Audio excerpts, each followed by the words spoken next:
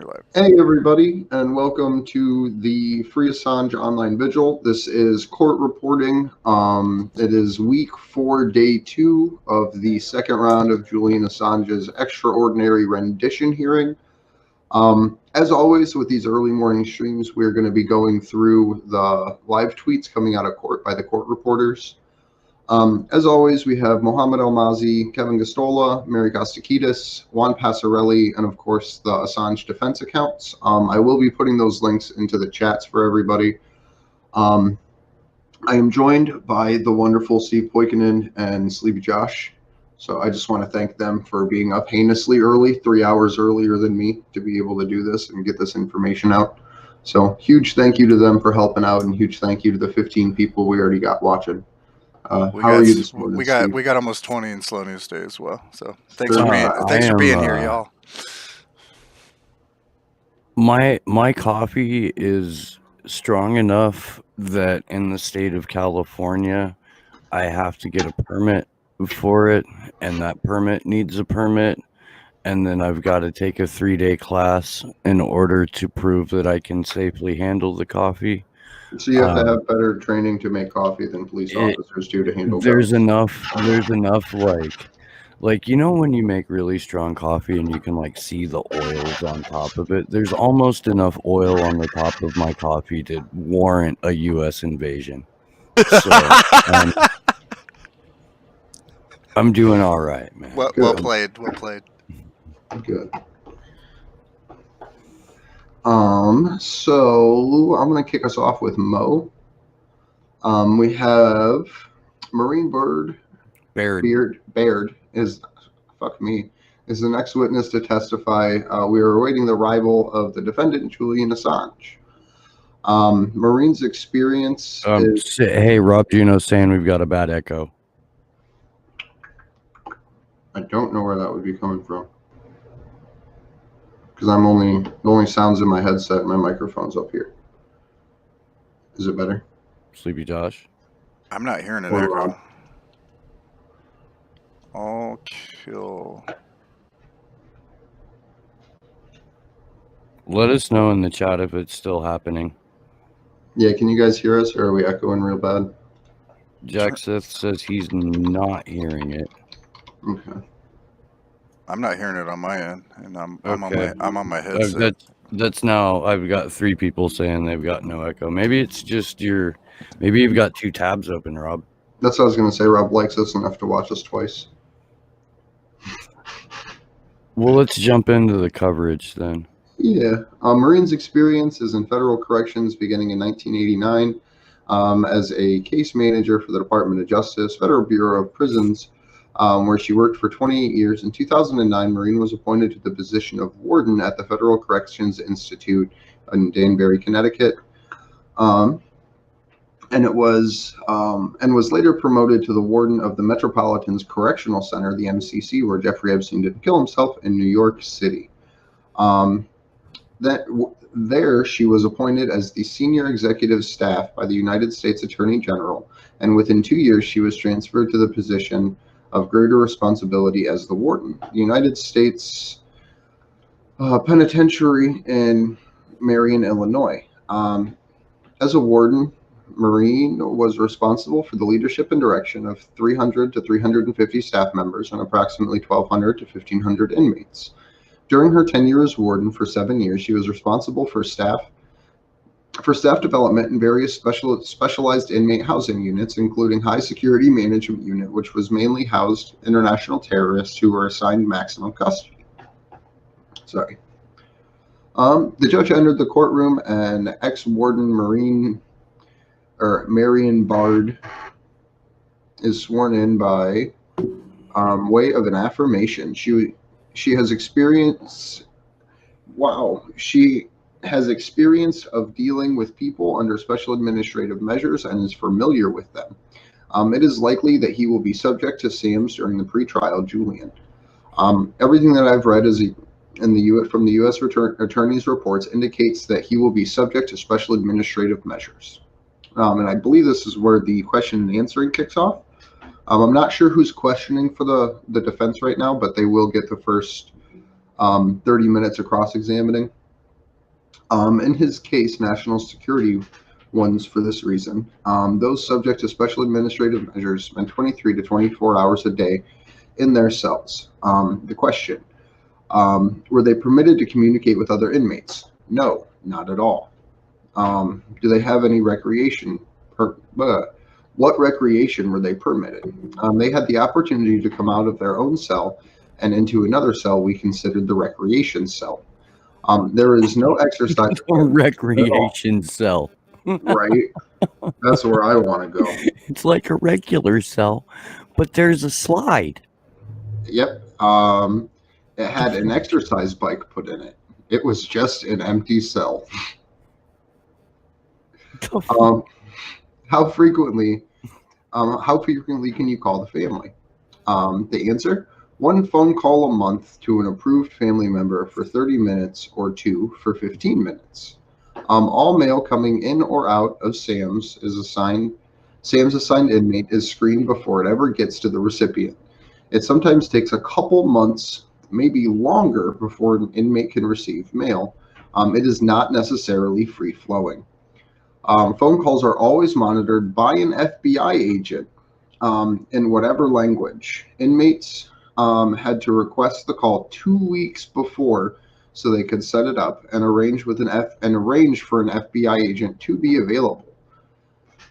It is not discretionary. It cannot be changed by a warden or anybody at the Bureau of Prisons.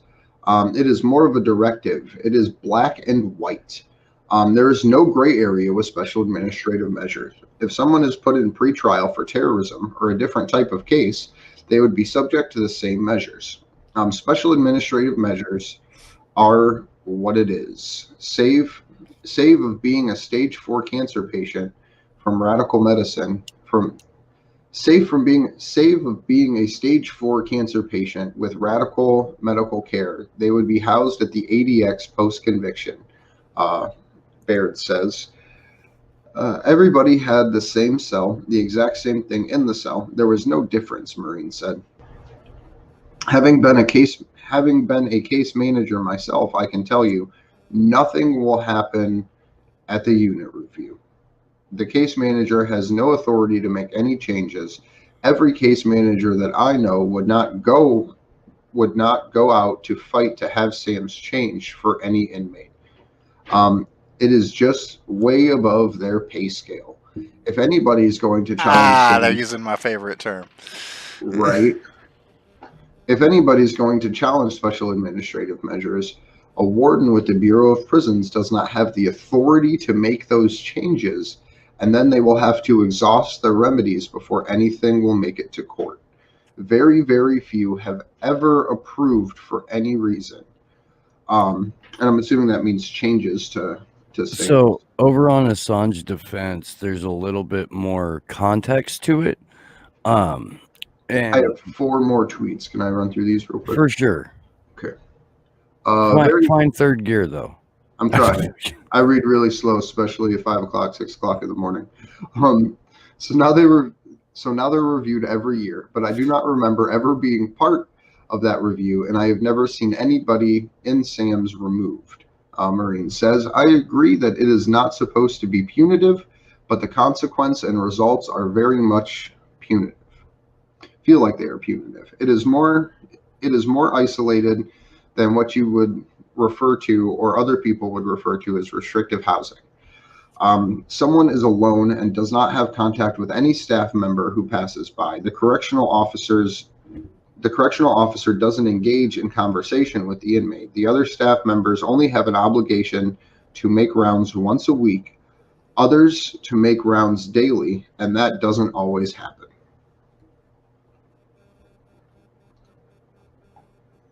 And that gets us caught up with Mr. Almazi. Well, Okay. no, there's 7 more. In like But we- 30 seconds. Right, 'cause So, he's a beast. There's a discussion between Baird and Fitzgerald right at the end about the Bureau of Prison Suicide Prevention Program, and it heavily relies on inmates self-reporting. So outward signs of suicidal ideation are often overlooked. And at this point, or at least about a half an hour ago, when that tweet was released, that was the end of the defense questioning. Claire Dobbin, whom you'll remember looks like Cruella de Vil's niece with somewhat crazier eyeballs. She did such a good job with yesterday's rather apathetic afternoon witness that they are, or morning witness, that they are second witness. They are letting her take another crack at cross. So Dobbin's first question to Mrs. Baird is, are you independent? I mean, just, hey, let's go straight to the part where I discredit your testimony. Right, like, let's get right in this. Yeah, Dobbin notes Baird consults a law firm which advocates for defendants, always advocates for lower sentences. Baird explains she helps more in things like trying to get home confinement. Dobbin establishes Baird's SAMS experience is limited to pretrial defendants. Were any other SAMS inmates imprisoned for espionage? She says no. Dobbin challenges Baird's assumption that Assange would get SAMS. Baird, it appears to be very much on the table. Mr. Kronberg references SAMS quite a bit in his statement, indicates to me that it's likely. Dobbin stresses that it's speculative, that Kronberg was only saying it's possible. Dobbin arguing that there's good reasons for SAMS. An intelligence agency and U.S. Attorney Office are often involved in the decision to prevent the disclosure of national security information. Dobbin, how can you say the risk of disclosure exists? Baird, he's being charged with espionage. Dobbin also questioning Baird's claim that all SAMs are applied the same across the board, says they can often vary and can be modified. Baird says, I'd say that's very rare. Any modification wouldn't change the isolation. Dobbin at length trying to challenge Baird's claim that SAMs can't be challenged and appealed. Dobbin says Baird was in a position to change these conditions at the MCC, like getting correctional officers to talk to isolated inmates under SAMs. Baird says that isn't their job description. That's not something that's done in the prison. Dobbin, again at length, trying to establish Baird didn't complain about SAMs when she was a warden. Baird says, if you've been to one of these facilities, you know that isn't what's done. Dobbin, this all suggests these conditions didn't concern you at the time. Baird says, I honestly didn't believe I had any control over it. It was all at such a high level. That is currently where the Assange defense account is left off.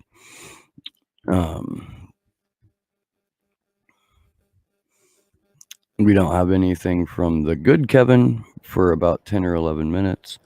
But this is just reiterating what we've already talked about. There is a nice quote here from Baird that Kevin has put up. It says, SAMS is not a policy. It's not discretionary. It can't be changed by a warden or anyone in the Bureau of Prisons. Special administrative measures are more of a directive. Yeah, no, we've read through the Special Administrative Measures report twice now, actually.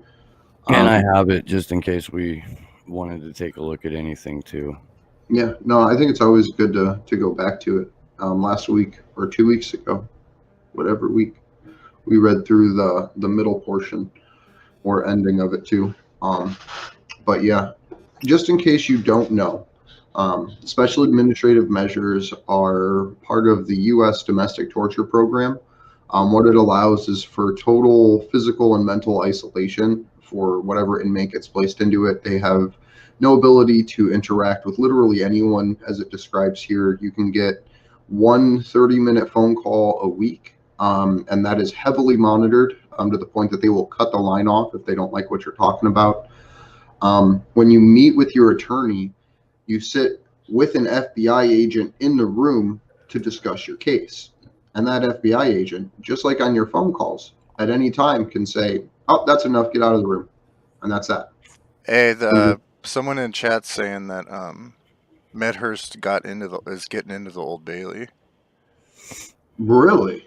So we should probably hit him up. I will pull up his thread. We'll see what he's up to. Thank you, Huzzah, for the heads up.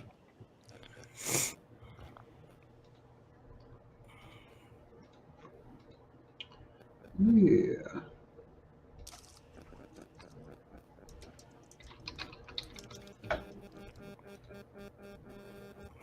Let's see. Yep, his last tweet as of 2 hours ago, so 4:19 a.m. my time, says, I'm about to go in for Julian Assange's extradition hearing. I will be going live later today to report on the case proceedings. I am in London at the Old Bailey. It started with the I'm in London at the Old Bailey part, but I read backwards. So, thank you, Richard. Tonight, I believe we have David McBride joining us for the vigil, which will be super exciting. He's one of my favorite Australians. There's about 3. I guess 5. I'll give it 5. It's a continent. Andrew's like, I like 5 of you motherfuckers. Well, I can only name about 12 Australians. Fucking Americans. Right. I hope there's someone God over in Australia damn thinking that. Cracker ass cracker. Right Fucking plate. Do you not know our audience, dude? It's supposed to be a joke. I'm trying to be funny. So are these. Just because I'm pulling from, actual like things that have happened, like your plate full of mayonnaise, you fucking weirdo. I eat French fries. Who doesn't use a plate full of mayonnaise when they eat French fries? People who don't want to die before they're 38. I don't know. I don't know. If he's given special administrative, this is going back to Mohammed Al-Mazi's. If he's given special administrative measures, he will be subject to the same regime as terrorism offenses. Yes, the exact same conditions. So if everyone remembers their Jason Burmis, we know that thanks to the National Counterintelligence Strategy document from 2020 to 2022, we know that activists, leaktivists, and public disclosure organizations, hacktivists, not activists, leaktivists and public disclosure organizations are put right next to Al-Qaeda, al-Nusra, and ISIS as far as the danger to the public, essentially saying that public disclosure organizations are terrorism groups. Which is why there's such concern on top of the Kronberg document that Julian will be held in special administrative measures pre and post trial. So let me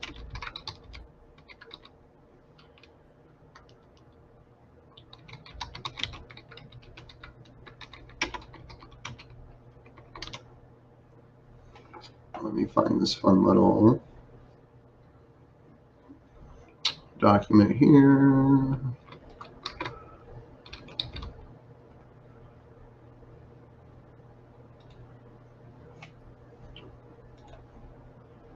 Sorry. I gotta figure out what screen I'm using. So, we have a number of actors targeting the United States is growing. Russia and China operate globally. They use instruments of national power to target the United States and have a broad range of sophisticated intelligence capabilities. Other state adversaries such as Cuba, Iran, and North Korea, non-state actors such as the Lebanese Hezbollah, ISIS, and Al-Qaeda, as well as transnational criminal organizations and ideologically motivated entities. Hey, you need to zoom in on that a bit. It's like super tiny. Oh. There you go. Really There we go. Sorry. I was Other state adversaries such as Cuba, Iran, North Korea, non-state actors such as the Lebanese Hezbollah, ISIS, and Al-Qaeda, as well as transnational criminal organizations and ideologically motivated entities such as hacktivists, leaktivists, and public disclosure organizations also pose significant threats, in addition to foreign nationals with no formal ties to foreign intelligence services steal sensitive data and intellectual property. And again, this is the official United States National Counterintelligence Strategy. So just so everyone knows, literally, if you disclose information to the public, you're a terrorist.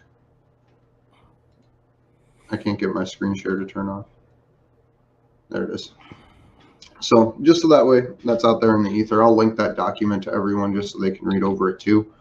Because I think it's particularly disturbing that now literally the media known as public disclosure organizations are put in the exact same paragraph as Hezbollah and ISIS. I would recommend, it's only like a 12-page document, so if you're bored, I would definitely recommend reading that. But just to continue,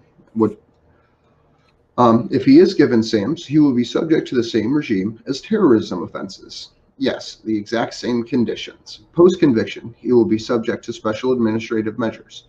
The only place for him to go is to ADX Florence, unless there is severe changes in his medical status. You have to also be dying for a lack of another description. Mr. Assange could potentially spend the rest of his life in the H unit. The answer, yes, it is a real risk if he is sentenced to a lengthy term of imprisonment. Question. When asked about Al-Hajj in case in 2000, when someone was subjected to SAMs, was originally in solitary confinement for 15 months, and then after 15 months was permitted to have a cellmate. I would say that would be very, very rare instance that would happen. I have seen it occur, and I have never seen it occur, and I have never heard of it occurring with a SAMS inmate. And that was just to round off the rest of the defense's questioning. Yeah, let's see where we are at with some of our other friends. Because Juan Passarelli is doing... Oh, let me tell you about Juan Passarelli. Is he salty today?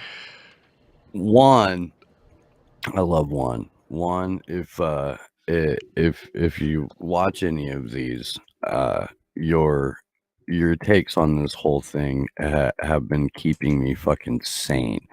As of 46 minutes ago, Juan says, I've given up reporting on the prosecution's arguments because, frankly, they disgust me. What I will do is share their manipulative techniques and the falsities they engage in. So, I'm not going to go all through all of this. But let's back up like 25 minutes ago, just to let you know where Juan's coming from here. Dobbin mentions a pretrial terrorism case where the court decided to hear the SAMS measures for that inmate. The court decided to keep SAMS in place. Juan says, what a farce. Why do they keep discussing terrorism cases and then relating them to the case of a journalist who revealed war crimes? By the way, this alleged terrorist had SAMS reviewed by the court before 9/11. Baird said this is a highly unusual case. Dobbin has now resorted to accusing Baird of malpractice as a warden concerning SAMS inmates. And then he says, corrects and says, I'm sorry, she's not saying she was doing malpractice. She's accusing her of not having concerns of the SAMS issues. Dobbin, you didn't even try to do anything about it, did you? Baird, I honestly didn't think I could do anything about it. So that's where Juan's at this morning. And really, wonderful. Bless him for it. I just, Good. It, I like it that doesn't. Yeah, Juan is my fucking anger translator. No, dude. He's like my little fucking port of sanity in this entire shitstorm. It's I don't know. It's a lot. Oh, and to all of the Australians in the chat, fuck you for it being like 8:30 in the evening. Oh my God. I just want. I mean, I love you guys, but it's just mean to point that out in my chat that it's like. I'm not even supposed to be here today. I'm just kidding, man. Greetings, Solitary Reaper, Alex Hills, and George, who is joining Oh, us Alex from is in? Melbourne. Yeah, she just popped in. It's lovely to see you guys. It's late night for Alex. It's like 11:30 in New Zealand. Yeah. But that's about the time that I went to bed last night, and I was up at 2. I'm too tired to do the math on that, but if you guys want to figure it out, you can send me sympathy coffee or I don't know, Flintstones chewable cocaine. I'm kidding. That's a joke, but I hope you understand that's a joke. That'll be a headline. Action for Assange co-host demands cocaine on air. I can see it now. They're already making the video. I wouldn't. Be I've that seen that surprised. guy's nose. That's fucked up. I'm trying to see where we're at with Mo, just so I can try to keep up on one person. But I think his last was as of 3 minutes ago. This was going over the cross-examination. I'm going to turn my camera back on. Sorry. Forgot it was off. I'm not allowed to smoke on camera, so I got turned off. Claire Dobbins for the prosecution is challenging the idea that everyone subject to SAMS experiences the same regime. She also challenges the idea that Ms. Beard can offer any idea as to whether or what type of SAMS would be implied or implemented onto Mr. Assange. Question: how can you possibly say that that risk exists? She answers: he is being charged in an espionage crime, and it is believed that he is continuous to have involvement, or he is familiar with people who have involvement with disclosing classified information. Claire Dobbins asks whether Maureen Bard had any experience in determining whether a prisoner gets transferred to ADX. She said, "I am, because one of my jobs over the course of many years is that I was the designator. I made the determination as to where a person would be sent." And that gets us caught up with Mo. Okay. Yeah, I mean, the last from Defense Assange was 3-4 minutes ago, and it's just reiterating Baird was involved in placing inmates in specific facilities, including the ADX.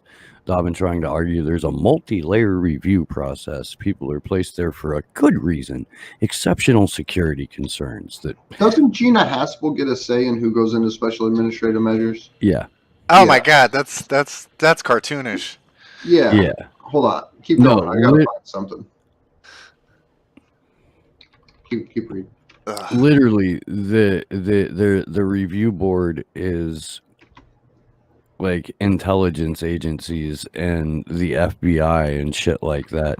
And the reason that they're trying so hard to paint or to put in the judge's mind the connection between terrorists and Julian Assange is because of the simple fact that they need to treat him like one.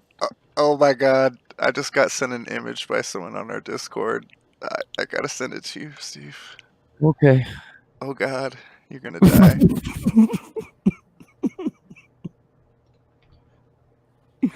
I wonder if Oh you my successfully God. shamed Mega Brain from wanting to participate in this trial, because he hasn't been around most of the day yesterday, I don't think, or today so far. Right? Yesterday was They were Alex as chanting well. liar at James Lewis in front of the Old Bailey yesterday when they saw him when they saw him on his way in. Yep, and one of our friends over there outside of the court that's protesting outside of the court did say that they were chanting Mega Brain too. I'm so glad that's catching on. Right?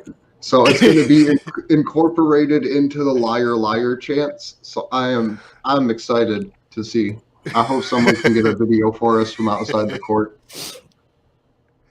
Oh my god. I don't know if this one's wrong, Steve. Check your your DMs in a second. My Okay. search history is so weird. Oh no, I saw this morning. Oh my god! But the mask, the skin mask. Okay, Do I so want to know? Oh, I love our Discord. If you are not part of our Discord and would like to be a part of the Action for Assange community, please go to actionforassange.com/Discord. Well done, That's Andrew. Well Thanks. done. Thanks. I could be a radio announcer.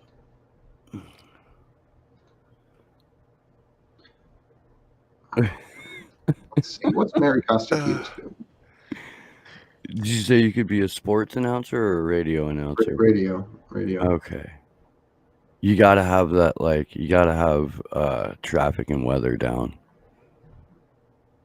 Yeah, see, I can't make my weather change. And we're on the 20s right now. It's 3:40 a.m. Coming to you live from the Temperature top is 77 degrees. Expected high of 109. is it gonna be that fucking hot? I don't know, dude. It was like 104 or 105 at my job site when we left yesterday. I'm gonna go look and then probably weep. So, Maureen Bard has been experienced with pretrial SAMs. She says terrorists and drug traffickers that I recall, referring to the type of inmates held in them, and none accused of espionage or national security cases in my time there. From what I read, the government says, I think that it is likely he will be in special administrative measures. So it is very much on the table, according to Kronberg. Kronberg says it's possible, Claire Dobbins, Puppy Killer, says. Maureen continues that the Attorney General and intelligence community decide. My opinion, from everything I've read, is that he would meet the criteria, i.e., he is being charged with espionage. Cruella DeVille continues to ask, he has to be a threat to national security. Maureen says, I believe that the Attorney General could present a case in that way. We already have Mike Pompeo calling WikiLeaks and Julian Assange hostile non-state intelligence actors. We just went over the National Counterintelligence Strategy 2020 through 2022, which shows that the government does consider hacktivists, leaktivists, and public disclosure organizations terrorists and putting them in the same class as Al-Qaeda, al-Nusra, and a bunch of other bad guys. Cruella DeVille continues, you can't speculate. Maureen says, I am basing it on how much Kronberg focuses on special administrative measures. This is the first case I've worked on where SAMS is on the table since I retired and have been involved in over a dozen cases since. Dobbins says there are a tiny number of subjects in special administrative measures. Maureen says there is 45 to 50. Marion, don't know if I'm saying her name right. I get them all wrong. She continues that pretrial for SAMs are all the same. Cruella says in the prison you were at, but they vary depending on the person. Mrs. Bard says modifications would be very rare and minor. Yes, pretrial has allowed 2 family member visits per month. The internal admin remedy has to exhaust before going through the court post-trial and pre-trial. Though Dobbins is saying pre-trial can go straight to court. Justices in practice want to know if there is an internal process that has been exhausted. Dobbins, quoting from the prosecution bundle, in the case of Heisman, that there where the court heard the pre-trial complaint that the prison violated his rights to access his counsel, but found that special administrative measures is lawful. She continues spitting out Osama bin Laden's trusted lieutenant, though MB, so Maureen, has dealt with El-Hajj earlier. Prior to 2001, very much Sorry, there was a weird letter there. Very much to the exception. I have never seen that before. I can keep going with this if you want, or if you want to pick it up, or if we want to check somebody else. But she has a couple more tweets out in the last 20 minutes or so. I'm just referring to other cases. Which she? Mary Kostakidis, Yeah. as of about 20 minutes ago, 25 minutes ago now. Okay. So just jumping down a bit and reiterating what we've already gone over. Baird. That's Baird, Andrew. Baird. Like and a D. Baird. Like beard, but different. That is not inaccurate. Is it Troll Andrew morning today? I think so. It doesn't hurt my feelings anymore, though. It shouldn't, man. It shouldn't. It's out of Couple love. nails here. And how can you be sad with a plate full of mayonnaise next to you at all times? That's exactly what I'm saying. Fuck, man. I haven't even fucking. For anyone who doesn't know, my daily microdose yet. When we were in DC, I had some French fries that I was eating before one of the morning shows, and we didn't have any condiments in the house, and I love mayonnaise. So I put a bunch of mayonnaise on a plate, and I meant to throw it away, but I left it on the stove, and now everyone makes fun of me for eating a plate full of mayonnaise. Just to put that in context. Let's also put into context how much mayonnaise you bought when lockdown started. We're really gonna go there?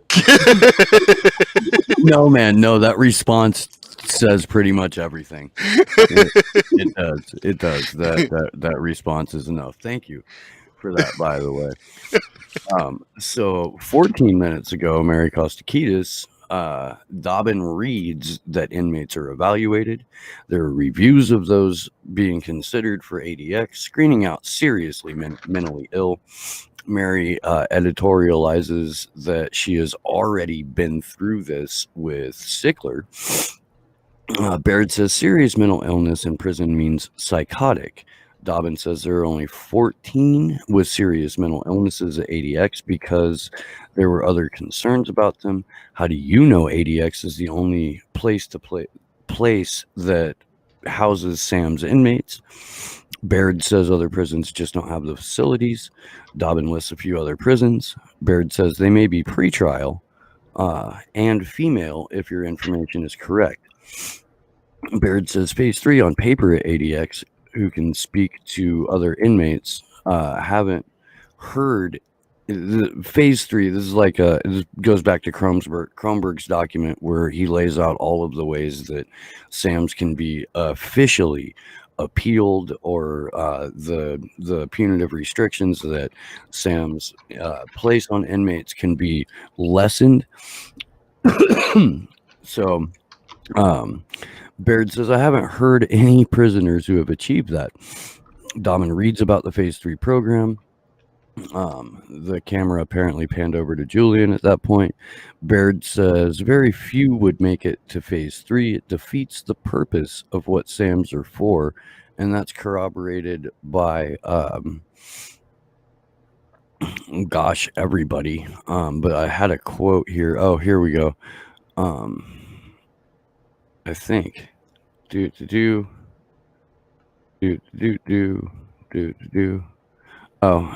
defeats the whole purpose of special administrative measures in order to allow inmates under special administrative measures to talk to other inmates, because isolation is the whole fucking point of the special administrative measures. So Dobbin just really trying to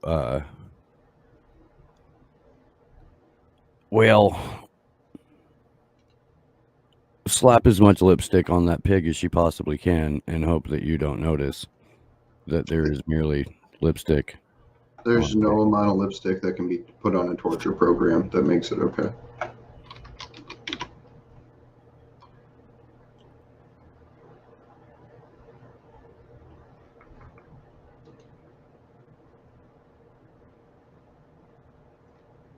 So Now the Just- whole chat is on some mayonnaise shit. Poor Andrew. I don't mind.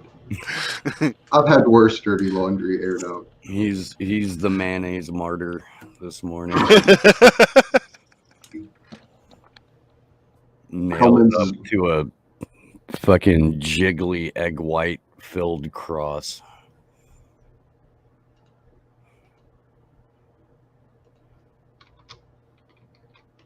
So, just so everyone knows and we can be on the same page with it, I know a lot of you know, but every morning Julian Assange is woken up at 5 o'clock.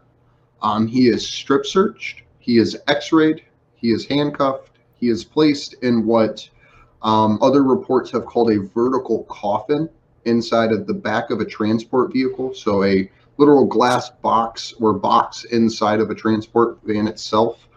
Driven inside, handcuffed, an hour and a half from Belmarsh Prison to the Old Bailey to be taken out and placed in a custom-built, custom-fabricated glass box inside of the Old Bailey itself.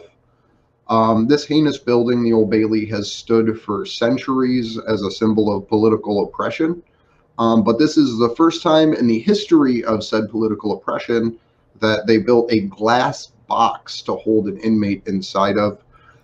During other parts of court, we have references and firsthand indications through journalists on a cloud video platform that Julian and his attorneys literally have to communicate by pushing their ears to the box to be able to talk to one another and to be able to hear and communicate.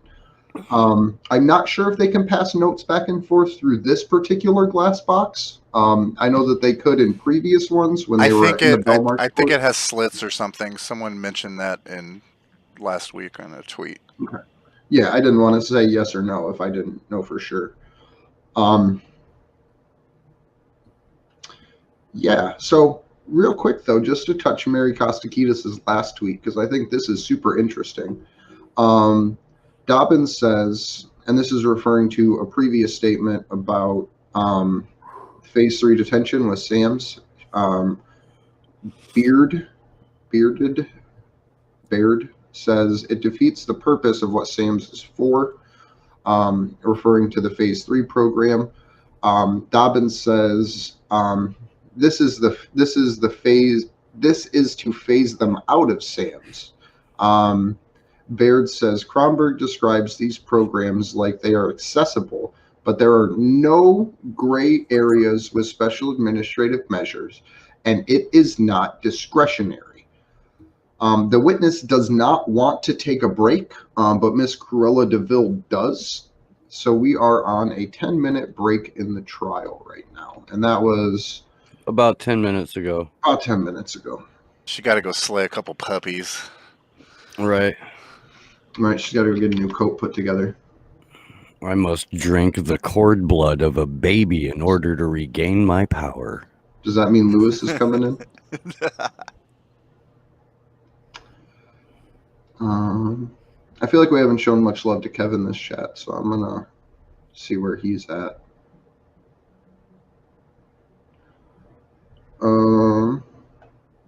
I think he may actually still be. I'm not sure where he is in the timeline of everything.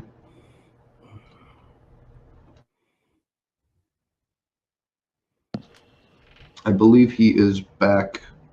I'm still writing about the defense cross-examination, but I could be. No, he's on to, because he's talking about Baird disputing the Kronberg document, and that hasn't come into play until the world's most cerebral barrister to ever cerebe in a courtroom started her cross-examination. Yeah, I said cerebe. Fuck you. It's a verb now. So is Drop a Lewis. That's one of my favorites. Oh, man. I'll be right back. I gotta take a Wicked Lewis. Yeah. So Yeah. I mean, it just makes sense. I'm going to use this law here to say, please get out in the streets and do something. Hang flyers, pass out flyers, hang posters. If you are brave, find Trump rallies to go to. Pass out information there, issue specific about Julian Assange, and particularly the large rallies that he is putting on, simply because it is such a grandiose event that if you can get, I don't know, 1,000 flyers or 1,000 posters passed out into the audience, that's going to make a big difference. Being someone inside to actually get chants started for Julian during that time can go a long way. It's something I'm going to try to do. I just have to figure out when the next closest one is to me, because I think it is really important to engage in that way, even if others don't. Yeah, that's pretty much what I got there. Be the crazy person in your community. Be the one that actually stands up to do the things that other people aren't.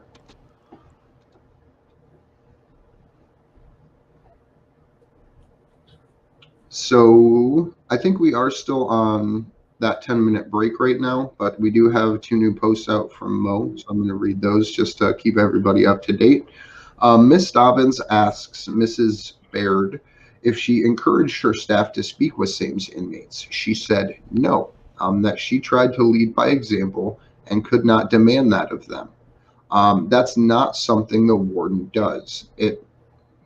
I may want them to do that, but that does not mean they are in a union. If I told them they had to confer with inmates, they would say it's not in their job description. And that's true. It's not in their job description to give psychological comfort to an inmate in solitary. It's not. It's flat the fuck out not. And there isn't a corrections officer on the planet that goes there to strike up a friendly chat with one of the inmates. Yeah. And this, oh, we got an echo from somewhere. It stopped. This to me sounds very much like a Nazi trial. Like not that Baird is doing a bad job as a witness or explaining special administrative measures or anything like that, but she's literally saying the Nuremberg line, we're just doing our job. Viva just following orders. Yes, so that's, yeah. If conditions were we see worrying, Grandpapa in Argentina. if conditions were as worrying as you suggest, wouldn't you tell your staff to have conversation with these inmates? So Cruella DeVille asking the same question a second time. No, that is not something that is done in prison. I am sorry that I am not answering the way you want me to. I am answering the way that it is. What I want is not what I can enforce. So I appreciate that statement because Claire Dobbins is a particularly disgusting individual.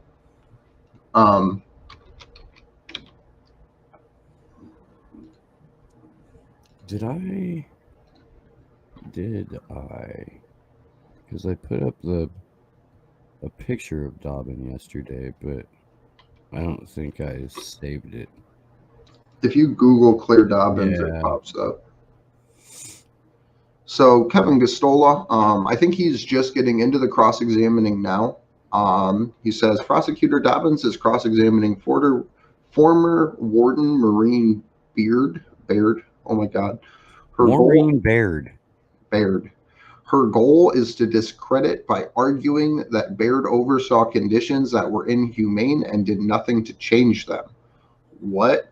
She never blew the whistle on the Bureau of Prisons, so why listen to her? So here's the thing about that argument, right?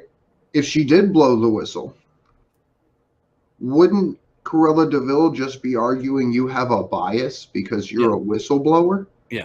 Yeah. So that argument, she already tried that. She jumped right in with the cross, asking if she was like basically like an advocate or an activist, because she'd done some consulting at a company that does advocate advocacy for defendants.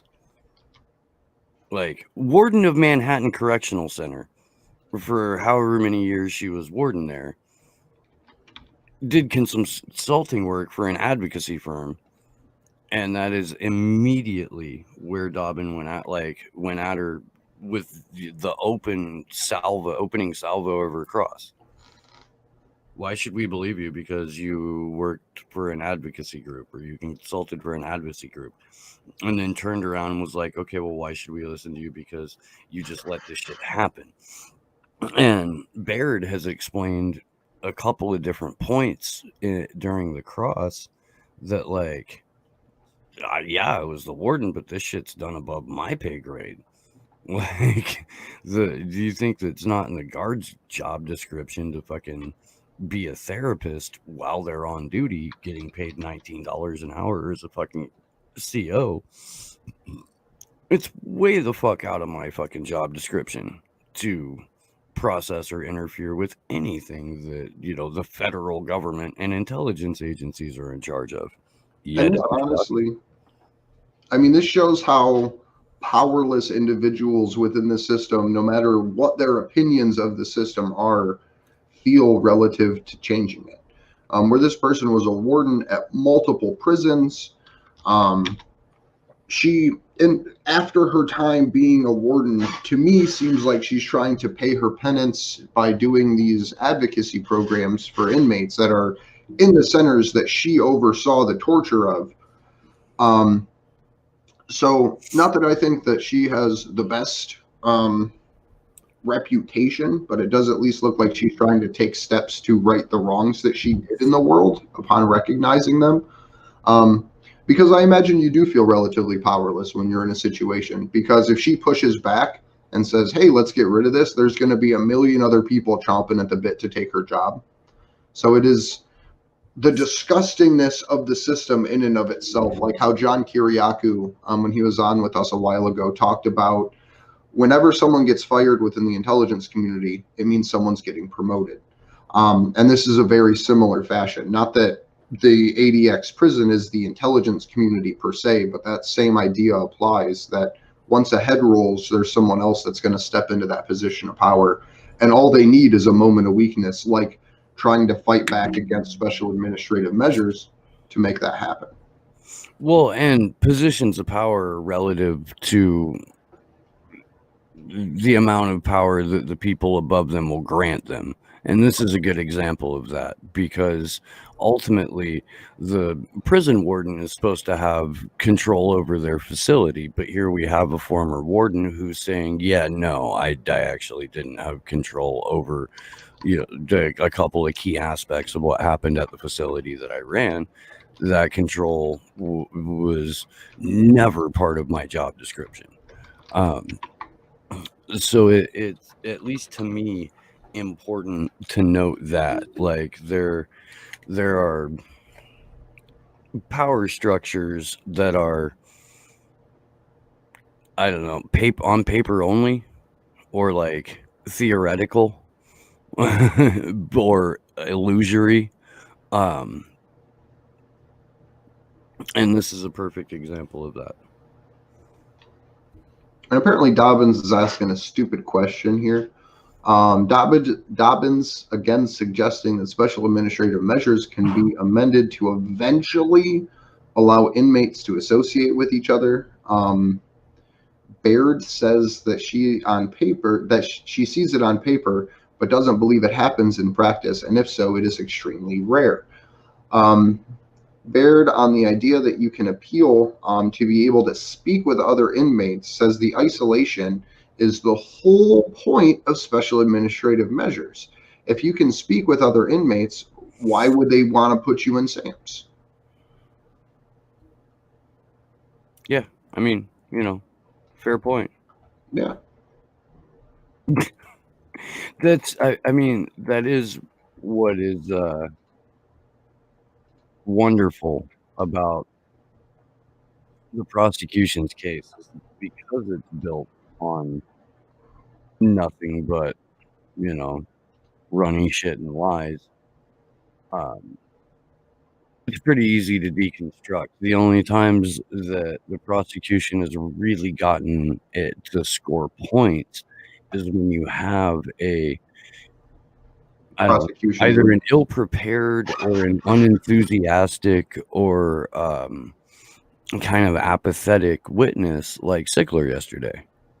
Like Dobbin ran roughshod all over him before the lunch break, and it was only after they came back from lunch that he seemed to like sort of wake up a little bit, but still let himself be manhandled by this fucking demon. And that was a 2.5 hour cross-examination with Sickler yesterday too. Yeah.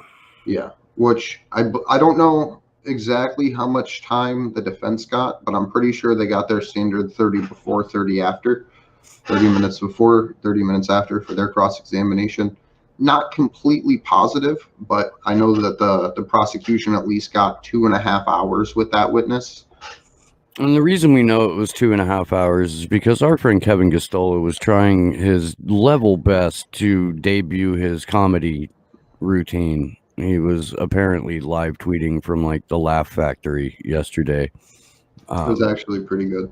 We have to re-examine the parameters of our friendship and relationship because I'm supposed to be the funny one here and he's supposed to be the intrepid journalist, and that's just how shit is. Yeah, he was funny as fuck yesterday. Yeah, no, yesterday's quote, Barrister pauses to check on how much time the prosecution requested for Sickler. They asked for 2.5 hours. The judge checks the time. We've been going for only an hour, or we've been going for an hour and a half. There's another hour of this excruciating cross-examination. I love you, Kevin. Yeah. It's the definition. What he's doing is the definition of taking one for the team. Yeah. Kevin does a great job. He's been up relentlessly every single day. He's an hour behind me, so he has to be ready to go to hop on the video link. I believe at what is his equivalent of 3:40 in the morning. Yeah. Which is painful. Like, that's inhuman. Oh, shut the fuck up. Like, both me and Josh are dragging ourselves. Well, Josh isn't even going to sleep, really. Or Right. if he is, it's like during daylight. Yeah. You know, after this. Oh yeah, I go to bed around between 5 and 8. But I have an alarm that goes off at a couple of minutes before 2 and a couple of minutes after 2. And at some point, I usually like shake the sleep off of me long enough to start my kettle. Nope. See, my alarms start going off at 4, and I'm lucky if I can like get my soul back in my body by 5 to be able to make it here by reasonably before 6.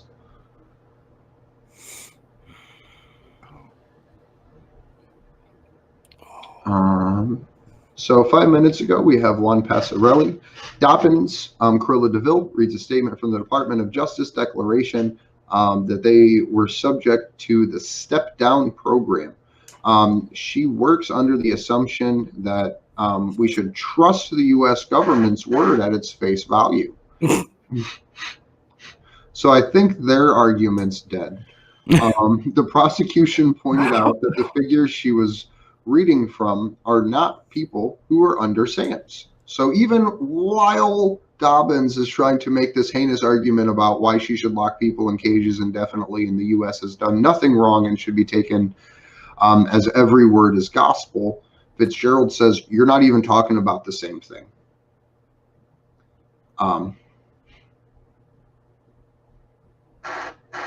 So Baird says the inmates they refer to obviously are not SAM's inmates. This excerpt does not apply to SAM's inmates. So, got to add a new category here. Will you mute that fucking phone before I reach through and throw it? Yeah. I have to go track down some ibuprofen. I'll be back in a moment.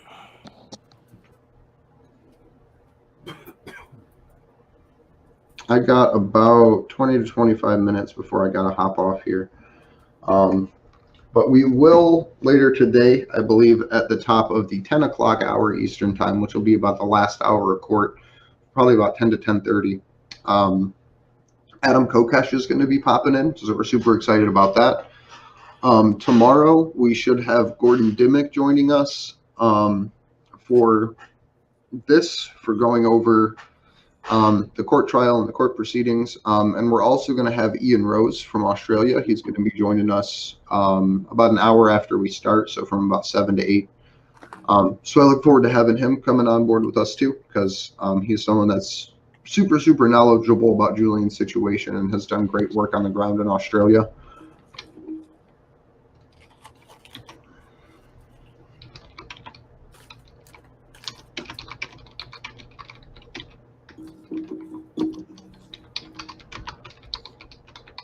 Oh, don't worry, Fredward. I'm never too far away from a bottle of ibuprofen. Like once I turned like 35, they started showing up in my work truck and on my desk and in my room and shit like that. Like I didn't know it was a prerequisite. So we have someone in chat asking, are there any stickers or poster templates to print locally? Yes. Absolutely. Yes, there are 2 files I'll drop in the chat for you, right? 2 links, 2 files I'll drop in the chat. One is Somerset Bean. Those graphics are very, very wonderfully well done. They are very colorful. So if you do not want to print in color, I do not recommend using these. Some of them do come through well in black and white, but you'll just have to thumb through to pick which ones do. We also, let me pull up the Google Drive. I also have some of the ones that I made up personally about a year ago that I've been hanging up and take to actions and things that we do. And I will link these, but also if you make your own flyers or posters and you want them to be able to be printed in mass, because that was my problem. I didn't want to have to keep remaking the same posters over and over again. There is an application you can use called CamScanner. It lets you take a picture of something and turn it into a PDF. So if you make your first, let's say 10 posters, you can take pictures of them, turn them into PDFs, and then print the pictures of those posters at print shops.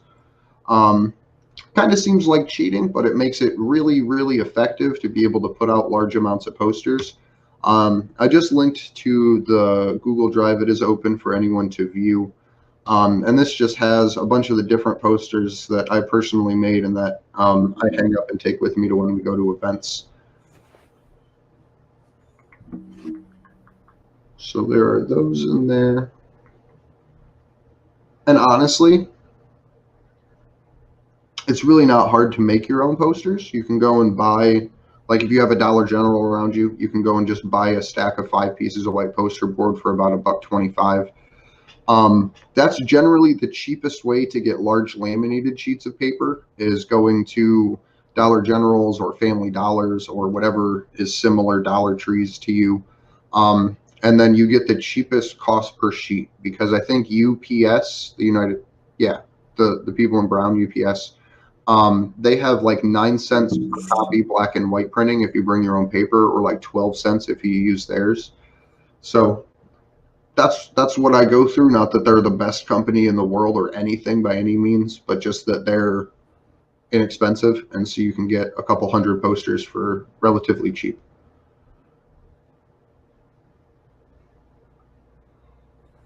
And I'll put the name of the app in the link too, or in the chat. It's called, again, CamScanner.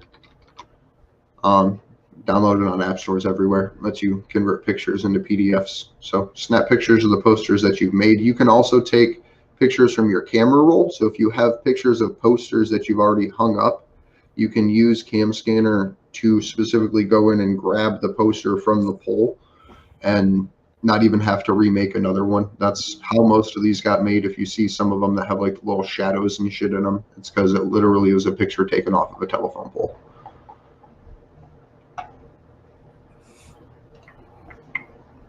Let's see.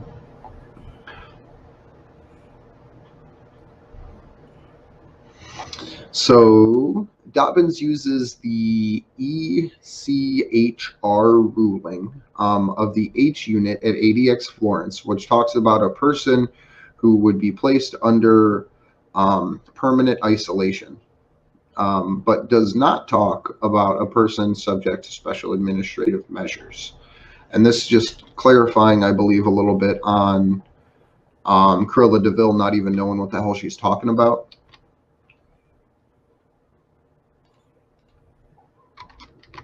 Relating to trying to conflate isolation, standard isolation, which is terrible, with special administrative measures, which is worse. Dobbin tries to again refute Baird's concerns, not knowing the statistics of people in the H unit. Let me see.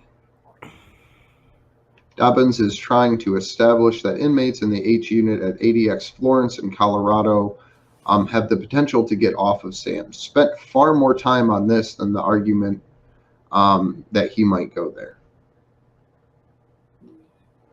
So there, from what it sounds like, the U.S. prosecution, led here by Cruella de Vil, QC Cruella de Vil. I don't know if she's actually. No, she's not a QC. No? Okay, I thought she was. We did this whole thing. Yeah. Oh, you were already gone, I think. Yeah. Yeah. Do you want me to find Nikki was explaining all of that to us yesterday. I was actually listening. I kind of remember now. Now that I got it wrong. Let me pull up this Cruella's little sister here. Genuinely impressive. The Chambers UK 2020 extradition. This is my favorite right here. Called upon whenever there's a naughty legal problem because she's one of the most cerebral barristers doing this type of work. And I would like to point everyone to her cold dead eyes. It's a little disheartening. But all the accolades.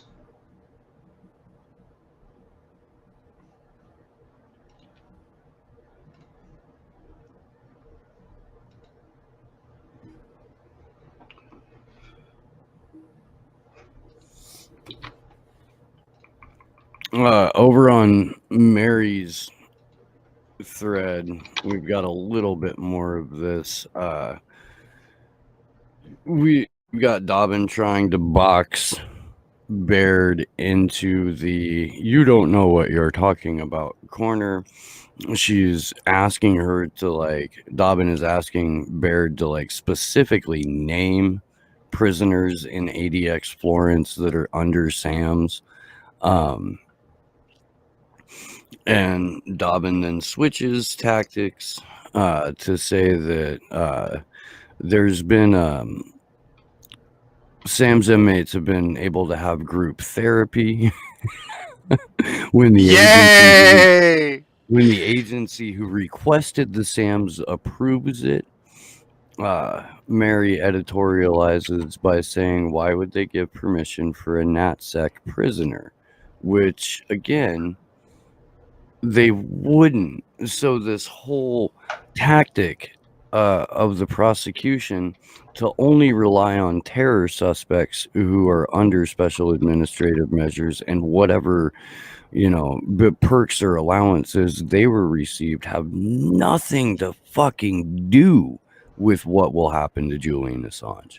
Julian Assange will be under a completely different operational procedure because he's a national security prisoner. And I think you guys get that, but just so we're all perfectly clear. Mute Andrew. Sorry. I thought I knew. But yeah, just so we're all clear here, the prosecution is going above and beyond trying to obfuscate here. And again, as Andrew pointed out with the national security document, public disclosure outlets are terrorists now. Like this is all in that national security directive is in exact relation to these indictments against Julian and WikiLeaks. You don't label hacktivists and leaktivists, which is just a fucking made up word that the NatSec state came up with when preparing that document. Hacktivists, leaktivists, and public disclosure outlets. You don't just suddenly, in 2019, months after Julian's arrest, as you're bringing formal charges against him, decide that every kind of conceivable organization or individual involved in obtaining and releasing those documents are terrorists unless it's fucking related.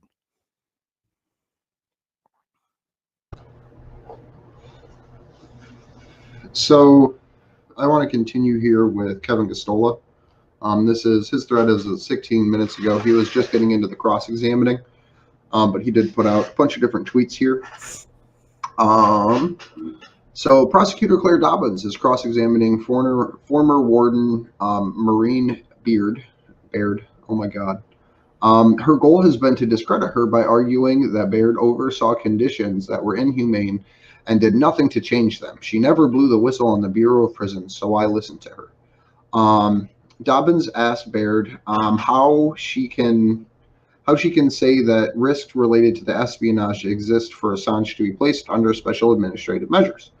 Baird says that he is being charged with an espionage crime, and it is believed that he continues to be involved with people who will disclose classified information. Dobbins disputes this notion, saying it is not about concerns, that there have to be good grounds for designation. Baird says, yes, I believe that they could make that argument. Dobbins questions the argument. Baird says the United States Attorney's Office could present a case that he poses a threat to U.S. national security. Baird says that she is surprised that the U.S. government has responded to this case, mentioning Sams as often as they have. She was surprised they didn't say we don't have any plans to present him or apply for Sams in this case. And to catch up with our final tweet here, Dobbins says, all they have said is that it is possible and speculative. Obviously, it depends on the evaluation later on the bottom or later on down the line. I don't know where the word bottom came from. And Baird says, really unusual to even make a proposal in many cases. So Dobbins saying no, he's just talking about it. He's just bringing it up in friendly conversation inside this 368-page prosecution document, to which point Baird says, you don't just bring up Sams. That's just not a thing you mention without doing. Eric Cullen, thank you for the super chat. And guys, if you have any questions, man, go ahead and throw them in the chat. We're or at least I'm here for damn near 4 more hours. Just shy of. Is Kendra Jordan in today? I just sent her a text a while ago. She had retweeted the stream link, and I don't know if she went back to sleep after that or if she fucking dragged her happy ass over to the coffee maker. I don't know. Because I'll hang out as long as I can. I'm just going to have guys showing up here in about 10 minutes. Well, yeah, no, I get it, dude. And I can run this on screen solo with the help of the faceless Sleepy Josh. Huh? I was moving content into the new site. I was spacing. Wow. By the way, Josh has done an awesome job getting a new site going for us. It is not ready to launch at this exact moment, but it will be soon. So I just want to have everybody say thank you to Josh for working so hard on getting that going. Thank you, Sleepy Josh. So we have someone in chat referring to Claire Deadeyes Dobbins. It is Dobbins. There is No, an it's Dobbin. Her name's Dobbin. Dobbin. There's no S on it. You're right. There's never been an S on it. At least he's not calling her Dubins anymore. Right? Right? So That only took me 2 weeks to not do. That was fun. So if we can get back to Maurice Beard's testimony, Andrew.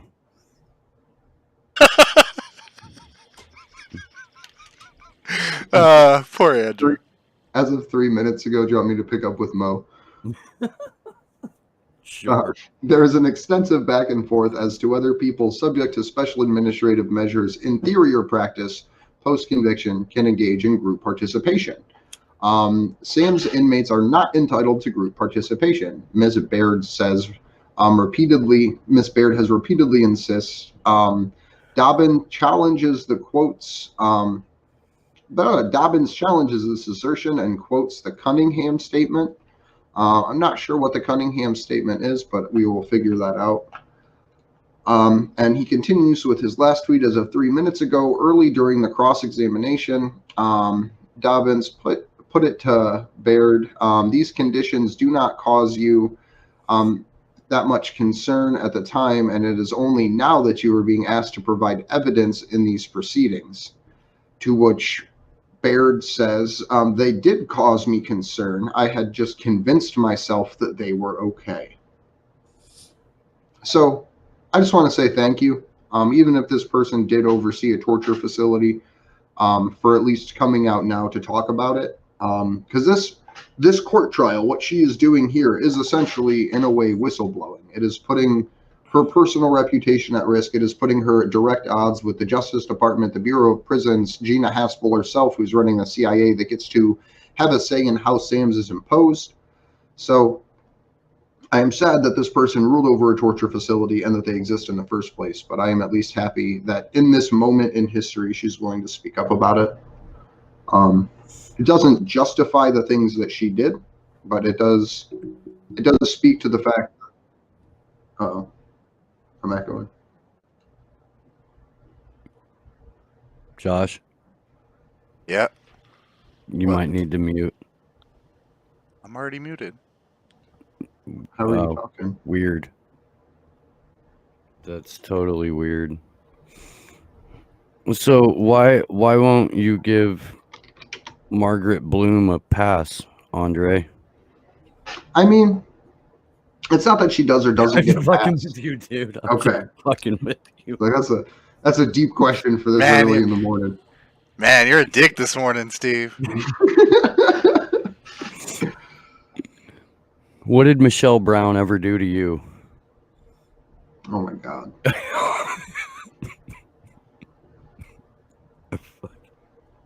I only had 2 cups of coffee, man. You're good, man. I'm only about 200 milligrams of caffeine in myself, so don't worry.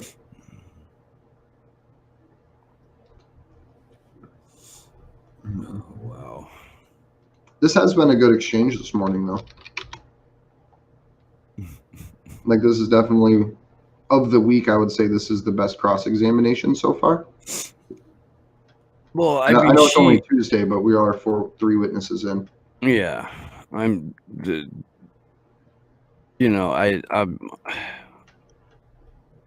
not celebrating the prosecution's performance or anything, but fucking Dobbin just tore up the witness yesterday, really trying to fucking level this woman. Let's see, Eric Cullen, I'm sadly behind in the trial. Where would you put the likelihood of Assange being arraigned convicted as of right now? If the world works the way it should, I think that everything here, all of the questions that have come out by the judge in regards to like the political conditions and the conditions that Julian will face when he's actually in trial, I would say that the only ruling is no extradition and forcing the U.S. to appeal. But that's not necessarily how the world works. When we had Tarek on Saturday, he was talking about, I believe it was the presumption of extradition that's in the U.S.-UK extradition treaty, that you're not guilty until proven innocent. You are extradited until stopped. Yeah. Especially if you've got a 96% conviction rate that we know about. And we only know about it because the people at Declassified UK like relentlessly went at the UK Crown Court system to no avail, and then opened up a secondary line of inquiry and research and document scouring in order to obtain what little information about Baraister's career and rulings are publicly available, which is odd in and of itself because she's a public figure and her cases are all ostensibly part of the public record, yet there is no fucking public access to her rulings. And to test this theory out, Mark Davies and oh god damn it, what's his name from Declassified UK? Somebody remind me in chat or something. At any rate, they sent matching FOIs about other magistrates in the exact same positions as Baraitser and immediately got responses and full documentation. So this is a special case with Baraitser's record that over the course of this trial, like her entire identity and her entire career as a judge in a fucking public court system has been scrubbed from the internet. That should in and of itself let you know the links that world governments are going to protect the people involved in destroying press freedom. So I have a semi-philosophy question for you here, Steve. And this is, I know we don't know anything about the judges you were just saying, but Baird here is an insider. She's someone that dealt with the prison system directly, not in the same way that Baraitser does, but during this part here, the last tweet by Mo, earlier during the cross-examination, Dobbins put to Baird, these conditions did not cause you that much concern at the time, and it was only when you had been asked to provide evidence in these proceedings. Baird replies, they did cause me concern, but I convinced myself they were okay. Do you see any hope of Vanessa Baraitser through this testimony in particular, recognizing the fact that she might have concerns, but convinces herself that what she's doing is okay? I think everybody that's been put in a position of authority that where cruelty is part of the job description will do every amount of brain twisting and action justification to avoid admitting that cruelty is a part of their job. And that people can get very, very comfortable being a quote unquote like jailer. All you have to do is look at the Stanford prison experiment in order to see how this plays out. Even in a controlled setting like a college lab, in a more controlled setting like an actual fucking prison. So exponentially that goes through the roof. I have an interesting thought about that experiment, right? So for those who don't know, it was literally an experiment that got done to see what happens when people are just allowed to have free reign over individuals inside of a prison system, right? And it generally turns into torture-like conditions, even in a controlled experiment setting where like they just strip people naked and do all this weird shit that you see at a university and you're like, whoa, that's strange. But I think a larger portion, and this is just purely speculative, is that experiment was released in the way that it was. And I feel like inside of it, there was someone that was supposed to goat them into performing these actions, or someone inside that wasn't mentioned in the study that was initiating these proceedings and having people act in that heinous way. And the larger thing with that entire case study isn't the fact that humans will just naturally act in disgusting and inhumane ways. I think it is that humans can be pulled to it if there is someone that they don't know is in the room that wants that to happen because of submission to authority. So I think that it's more of an experiment to see if people will accept the idea that humans are pre-inclined to act in heinous ways, instead of using it to say, well, wasn't there just an individual in that room that used their perceived authority to make people behave in that way? Essentially the intelligence community argument that like people aren't naturally horrible, but when there is someone that infiltrates an organization and tries to make them horrible, that there is a chance that people follow, listen, and behave in the way that that person wants. That's just Okay. I mean, that's just I my feel 2 like cents we're on that talking about experiment. multiple different things here. Well, it's to tie it all back in, because I think that experiment was heinously flawed. But I also think that they didn't really release everything that was going on there, because I don't think that humans, given no other stimuli to behave in that way, would. It is when there's an authority applied that people generally If you start acting introduce in a people heinous to manner. a power structure, people are automatic. Look, man, a prison is a centralized power structure. Centralized power structures breed corruption and violence. And when your centralized power structure is quite literally like one of the, I don't know, one of the constructs of state violence to begin with, and the people that you're employing are coming there to uphold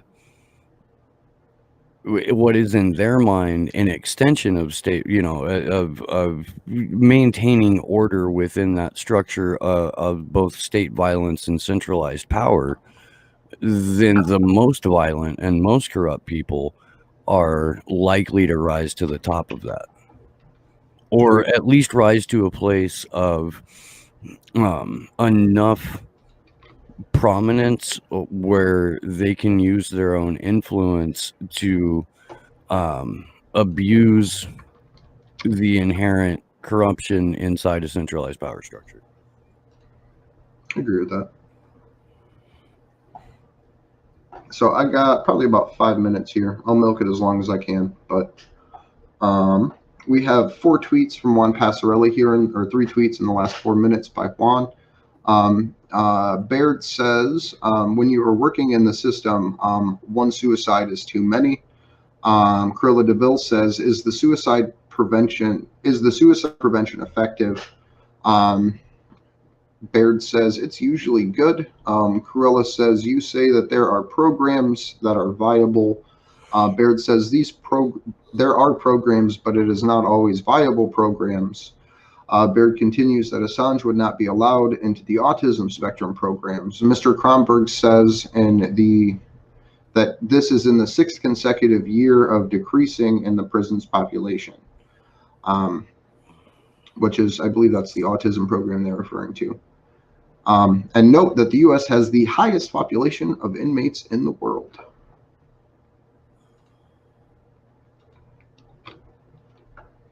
And that is where the prosecution rests, actually.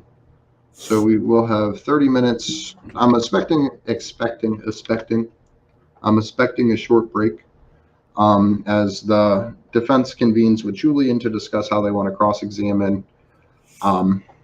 But that was, according to this, the end of the prosecution's cross-examination. I'm going to go grab some water. Okay. Trying to remember where if you guys go over, it might be in the description. I don't know if it went away when I updated the titles this morning. If not, go to actionforassange.com. We have a bunch of different call to actions up on there right now. We have asking for a pardon for Julian, like the U.S. Pardon Office. We have every member of the Australian Parliament's email addresses. We have all of the complaint lines for the UK prison systems. We have all of the email addresses I could publicly find for the Department of Justice, and a bunch of others. A bunch of congressional candidates for Reporters Without Borders.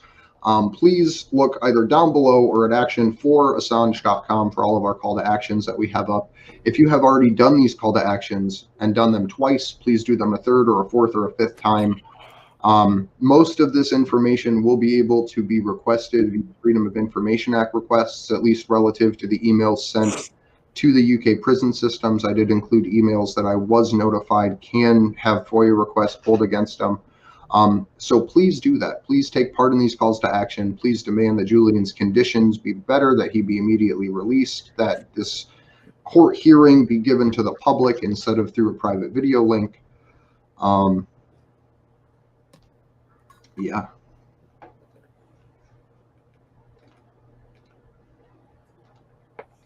Are you back with me, Steve? Sounds like you're back with me. I believe so. Okay. Yes. I got nervous for a second. Yeah. I think I'm here. Right. That's the best all of us pretty much get at this point. Right. Right. I mean, I could be wrong about that. I could be. I wish during these lulls that the audio on the share screen worked better, because I would just play fucking very silly songs during these breaks. I would play my music, but everyone hates my music. It's not that we hate your music, Andre. It's that we hate your music on repeat. I mean, that's fair too. Yeah. Yeah. Nobody hates your music inherently. Oh, my friends hate my music, like real life people that I know, but it's probably because I'm real life people that you know. I don't. Well, I include Immortal Tech in that music. I do. Yeah, that's fair. That's fair. I wasn't trying to imply that you're not. Never gonna hate on Immortal Technique. It's not part of my chemical makeup, motherfucker. But I will make sure that Adam Kokesh has the link. As always, some other random people may be popping in. We could have Kendra. Yeah, no, Nikki's probably hopping in a minute again too. Cool. I really appreciate her joining us. It's the afternoon there, so it's far less painful than early morning, but it's still wonderful that she's joining us. Tomorrow we will have Ian Rose, who is an organizer for a Free Assange group in Australia, joining us at the beginning of the trial. And then we will have Gordon Dimmick joining us at some point tomorrow. He's usually been outside of the Old Bailey or going there to do reporting. So he's not been able to get on yet, but he will. So I miss Gordon's fucking face. I'm happy that he's gonna pop in tomorrow. There was a question in my chat before you split, Andre. What do we make of Chelsea being free for now while Assange is being tried? I think it's two different situations that are linked by the WikiLeaks grand jury, which was dismissed. So to run through the timeline, and I'll try to do this as quickly as possible, and I'll start with when Chelsea was first released in 2017 by President Obama's commutation. A commutation is different than a pardon. A pardon says, hey, we're sorry, you didn't do anything wrong. These charges can't be brought against you or used in court again.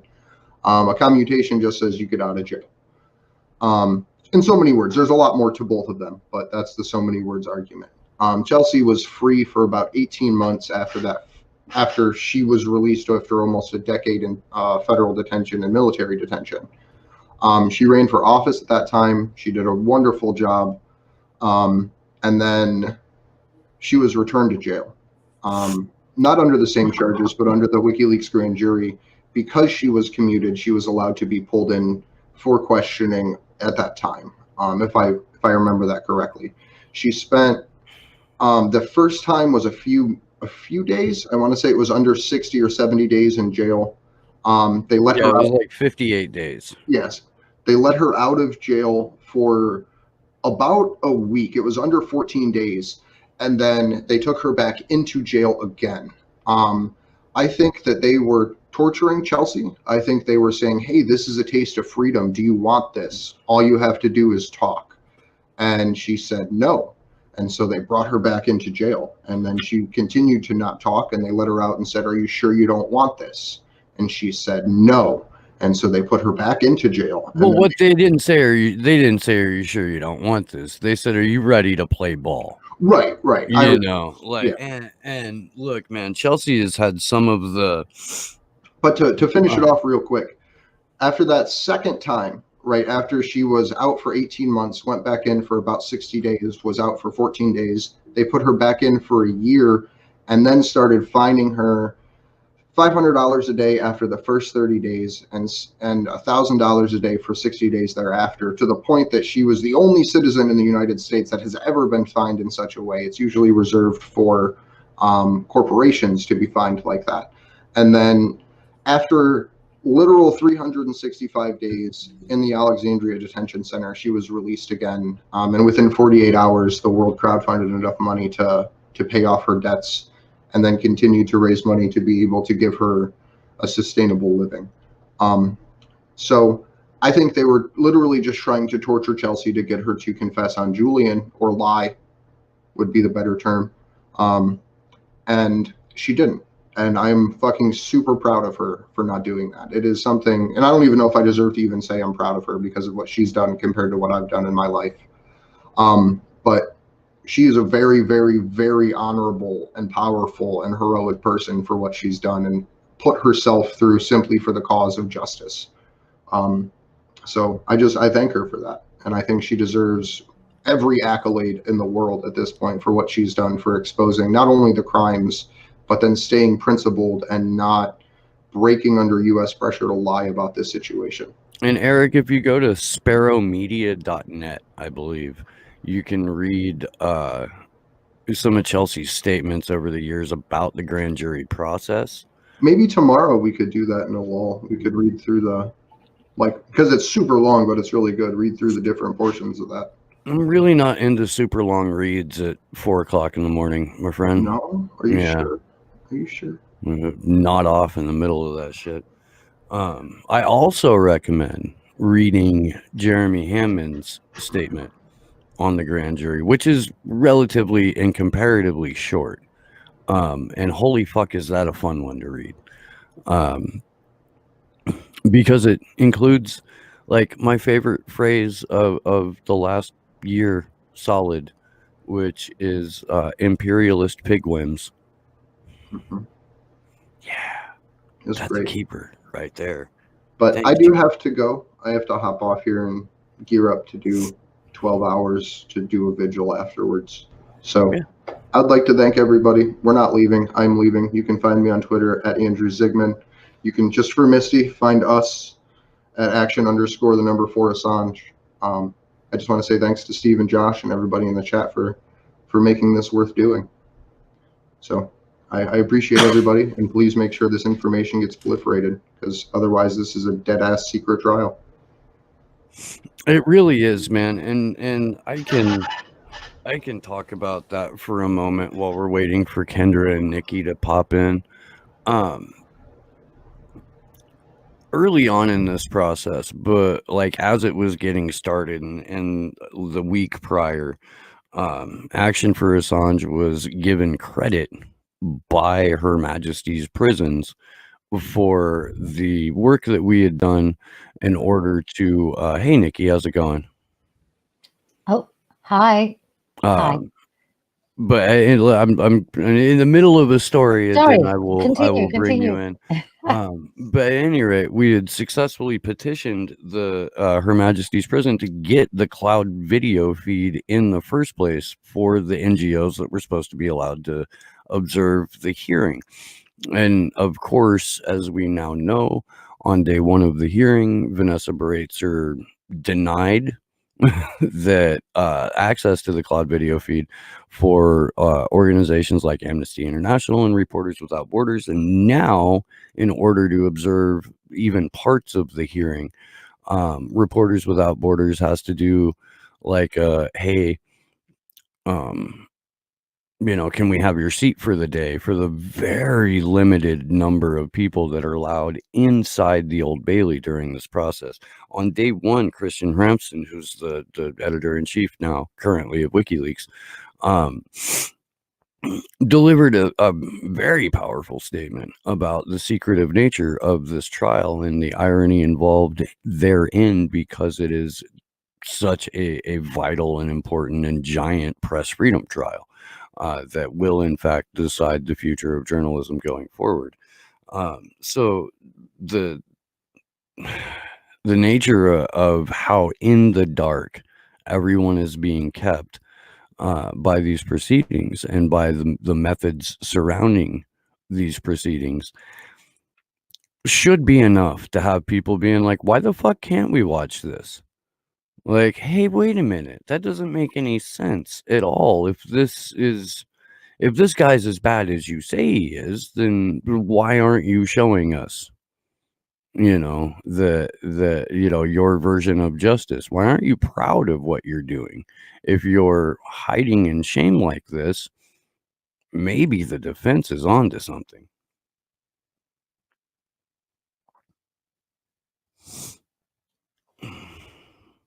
I realize that there's dead air. I'm just trying to scroll through chat here for a moment. Nikki, you can jump in whenever now. Nikki's like, fuck it, I went to go get tea. Piss off. No, I got organized. I have my coffee. Get fucked, hippie. I heard that. I did. Good morning, Nikki. How are you? I'm fine. How are you? I'm delirious, I believe. Yeah. Yeah, Okay. them fucking over caffeinated and low on sanity. Well, that's okay, because the rest of the world is not caffeinated and totally insane, so you're a step ahead. Can you hear me properly? I'm wearing earphones today. Yeah, we can Okay. hear you just fine, or I Just can at so- least. Yeah, just so I'm not Yeah, you're screaming fine. into my computer. And yes, I don't have to raise my voice, because before I was just yelling at the computer. So. I feel like I do that every time I'm on camera. So I've missed part of this morning. What are the highlights? So to bring you up to speed, and to bring anybody up to speed who may just be joining us right now, the witness for the morning was Maureen Baird. She was a former prison warden at Manhattan Correctional Center. And she's retired. She's done some consulting work for a prisoner advocacy firm, and her area of expertise is special administrative measures as it applies to pretrial defendants, not post-trial defendants, although she's had some fairly significant testimony to give on ADX Florence. Claire Dobbin was the prosecution's, I guess, spokesweasel for cross-examination. She immediately jumped in with the let me discredit this witness, and y'all motherfuckers don't know shit about basketball, and fucking like everything that she threw at her. Baird seems to be much more competent or comfortable or less willing to be bullied than Sickler did yesterday.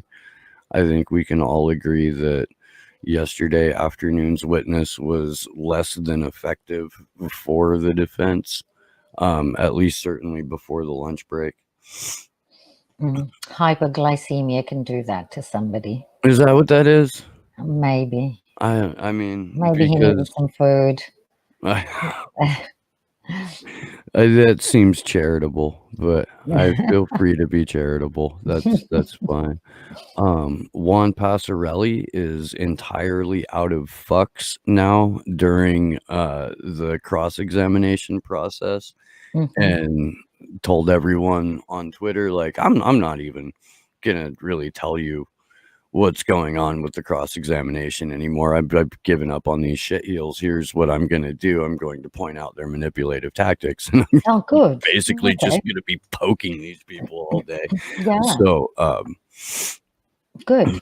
Yeah. So that's been fun. And if you guys, if you haven't seen Juan's film yet, on his documentary about Julian Assange. You should go do that. I Mm. will try and grab it for you and drop a link in the chat, which I'm sure I can do by just scrolling up to the top of Juan's Twitter page here. We had him on a Free Assange vigil the weekend it was released, I believe, to discuss the film. Some other, yeah, here we go. So I will be dropping this link into my chat, and Josh, if you wouldn't mind, or if you can, I guess neither of us can drop it into Nico's chat because we're not admins there. I can log into the A4A restream.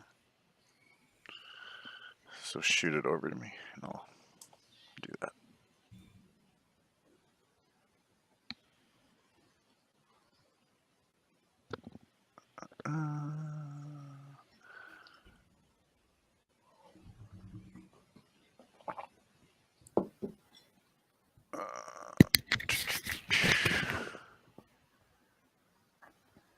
Where is the chat?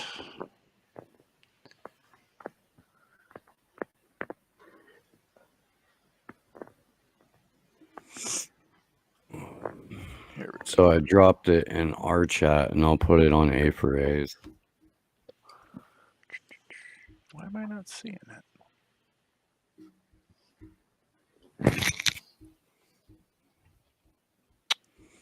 What did they just do? I think they kicked me off the YouTube chat. You what now? I said I think they kicked me off the YouTube chat. On Action for Assange? Oh, it's on the A4A one? It's on the A4A one. I had their chat open, not my own. There we go. Now it's on Slow News Days. Okay. Be easier to grab it from there. We run a tight ship here, in case you hadn't noticed. Early. We're we're lucky if we're firing on 3 out of 4 cylinders on any given day. I'm gonna be perfectly honest. As long as the right cylinders, right? And the right target. Yeah. Oh, nice. This is I think this is a peer. Oh yeah, it's a PeerTube instance. Nice. That's cool.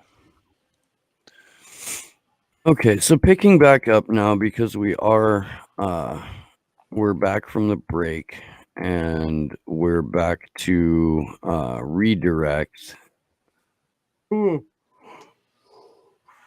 Yes, I see that somebody said, I think it was Beard, that said SAMS is not fit for humanity.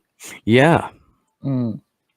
Yeah, she's given, from the few tweets I have seen, she's given fairly damning evidence against the whole system.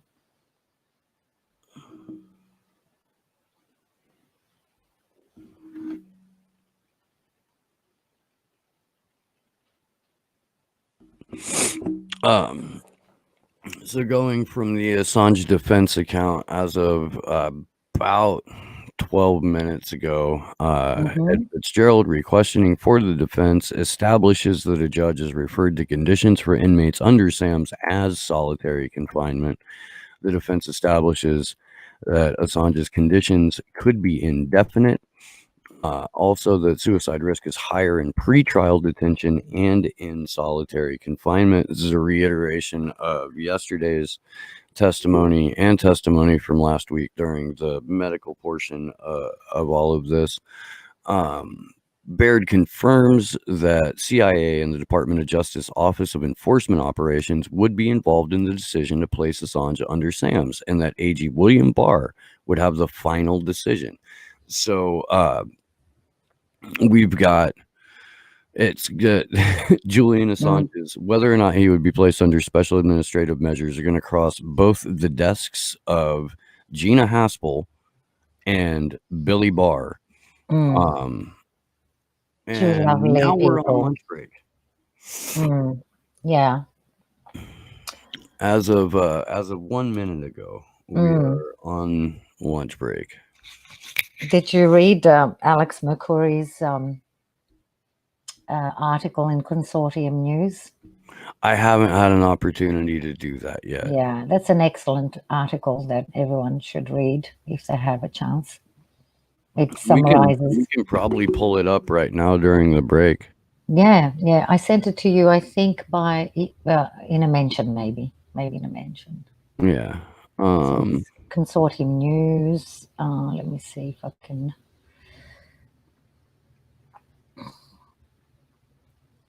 Yeah, I thought it was summarized the whole cock up quite well. I'm gonna have to look for that on Twitter. Yeah, then I'm having a hard time finding it on Consortium News' website. I'm looking for it as well. Oh goodness, might be easy to go to Consortium News on their website. They've been doing fairly good. I found it. Excellent tweets, actually. I found it. Not live, but their tweets are good. You found it? Yeah, I'm gonna send it over to Josh, and hopefully over the next handful of minutes we can get it up and on the screen and go through it during the break. Oh. I'm gonna try and find it and put it up on my screen too. Where'd you send it, Steve? Element. Okay, I see it now. Is it a video? I don't know. No, it's an article. Do you want me to set it up, or do you want to share a screen? I suppose I could just share screen it. Yeah, that's probably way easier. I mean, I can set it up if you really want to, but no, it's all right, man. But if it don't have audio, there's no point of that. I will put it up on the share. Oh, there it is. Yeah. Excellent article. Excellent. Green jump. So Alex Mercurius here, it cracks me up because, and I'll get into the article in a moment, but because of how animated he is and how incredibly proper he is, he gives me these really strong Mr. Bean vibes. He's very clever. And so I told Elizabeth Voss this in the middle of a Consortium news stream that he was on and she was on. And if you go back, I'm not going to tell you which one, but if you go back to that stream, there's a point where you can hear Liz snort laugh. And then she doesn't say anything at all for several minutes, and it's because she's muted and fucking unable to get that image out of her head. And that's all my fault for nearly derailing a CN live stream. I'm not sorry. I do it again. Okay. Well, but getting back to the article here. So, following the Julian Assange case has progressed through its various stages, from the original Swedish allegations right up to and including the extradition hearing, which is currently underway in the Central London Criminal Court, has been a troubling and very strange experience. The U.S. government has failed to present a coherent case. Conscious that British authorities should, in theory, refuse to extradite Assange if the case against him were shown to be politically motivated and or related to Assange's legitimate work as a journalist, the U.S. government has struggled to present a case against Assange which is not too obviously politically motivated or related to Assange's legitimate work as a journalist. This explains the strange succession of one original and two superseding indictments. The U.S. government's first indictment was based on what was supposedly a simple allegation of computer interference, supposedly coordinated in some sort of conspiracy between Assange and Chelsea Manning. This was obviously done in an attempt to dispel the idea that the request for Assange's extradition was politically motivated or was related to Assange. We're going to be saying this a lot in this article, aren't we? Assange's No, legitimate it's work as okay. a journalist. Yeah, you can. That's- Yeah. It's 3 times in 2 Mm. paragraphs. I would imagine it's going to Yeah, it gets better. raise itself again. However, lawyers in the U.S. had no difficulty pointing out the inchoate. Okay, sure. Facts of the alleged conspiracy between Assange and Manning, whilst both lawyers and journalists in the U.S. and elsewhere pointed out that the facts in the indictment, in fact, bore all the hallmarks of an action by a journalist to protect the source. The result was that the U.S. government replaced its indictment with a first superseding indictment, which this time was founded largely on the 1917 Espionage Act and was therefore closer to the real reasons why the case against Assange was being brought. However, that made the case look altogether too obviously politically motivated, so it has in turn been replaced by a second one, presented to the court and the defense team virtually on the eve of the trial, which is sought to veer back towards strictly criminal allegations, this time of involvement in computer hacking. I'm not entirely sure that I'm going to go through all of this lengthy article, but no, I mean, there are bits and pieces to highlight. If you have any sections that you're already familiar with, I should have highlighted it earlier. Let me have a quick look again. Well, it brings up all the confusion and the things that we were discussing yesterday as well about the validity of a trial that starts on this original indictment that's replaced by another indictment twice. And so he becomes more specific later on in the article. But I don't know where I can point you to directly right now. And so, perhaps searching for the interesting bits to highlight might take too long and might bore the audience. I think it's a really good article. So if people want to have a look at it. I threw the link in the chat. Yeah. And I'll jump down through the article here a little bit because generally the summation is something that Alex does well. But yeah, this is a fucking book. Well, unfortunately, he's a very good analyst. I think Alex is a really good analyst, and in order to reach a conclusion, one has to show the steps. And so I think he's done a very good job of showing how surreal this trial is. But okay.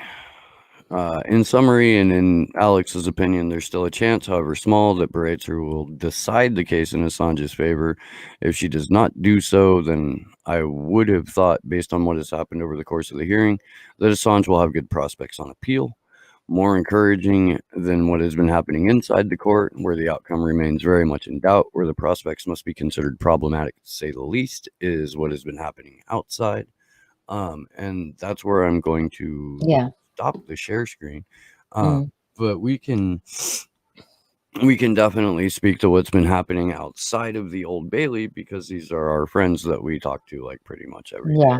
All of this, and they've been doing just some wonderful actions and demonstrations and being appropriately irreverent in terms of the coming dystopia that we all face should Julian Assange be thrown into a black hole for 175 fucking years.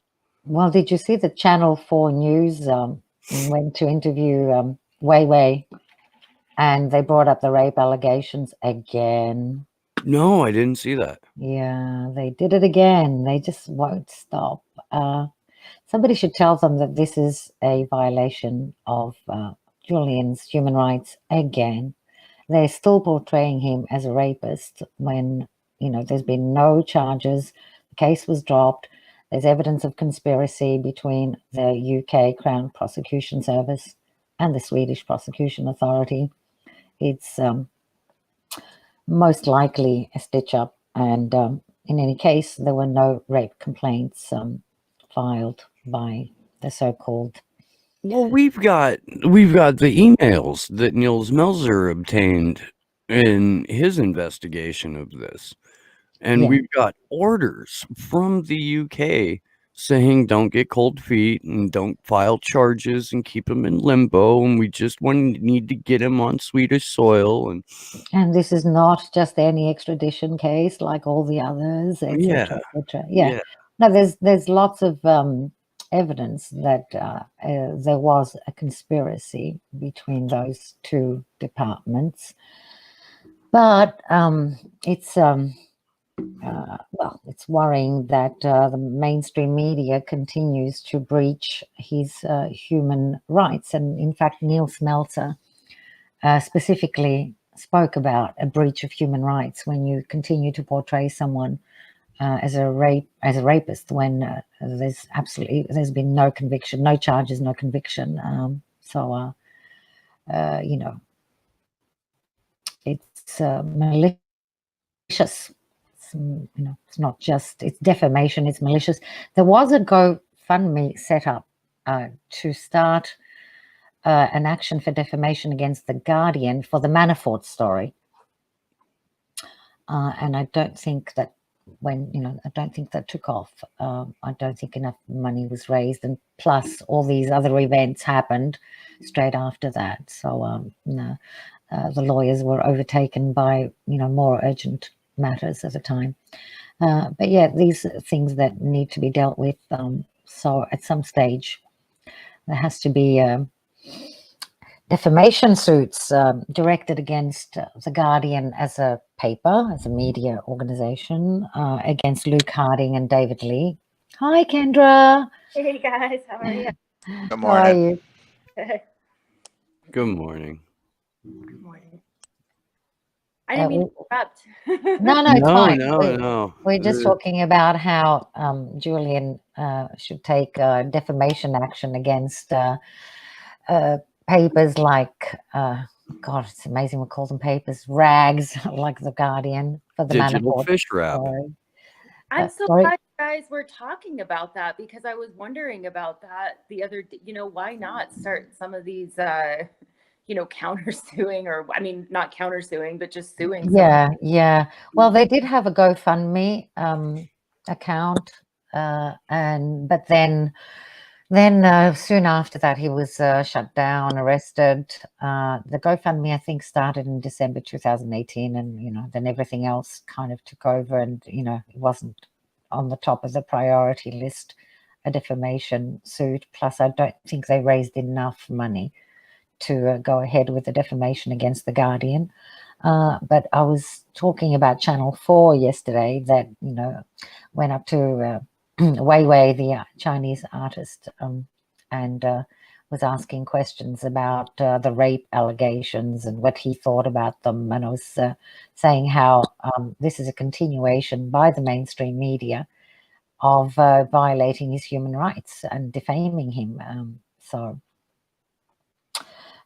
yeah, they're continuing with their so-called rape smears in the midst of all this. They are incredible. There's some organizations that are just never going to let that die because they know that their readers are only capable of processing fact-free red meat. I don't think they're worried about their readers. I think they're more worried about their bosses. And Well, certainly, but look, as somebody who interacts with an audience on a regular basis, at least in this format, in the format of the independent media, and certainly it carries over into the established media, there's a like unintentional, I don't know, sort of like guidance that goes on. And with some content creators, and I'm going to do my damnedest not to just say anybody's name because I said I fucking wouldn't. I know if they're lying, if there are reporters out there who are lying, not supposed to.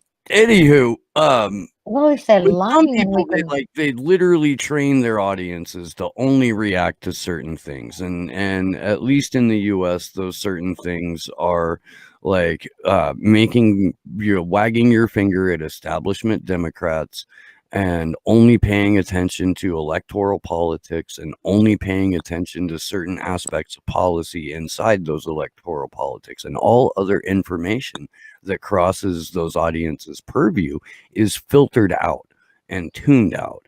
And this is exactly the same in establishment media.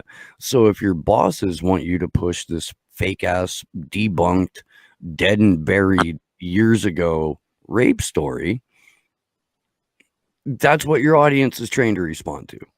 So that's what you're going to push, because you're not a journalist. You're someone who carries out the directives of advertisers and oligarchs and feeds that bullshit to your audience, who is trained to respond to it and filter out countering information.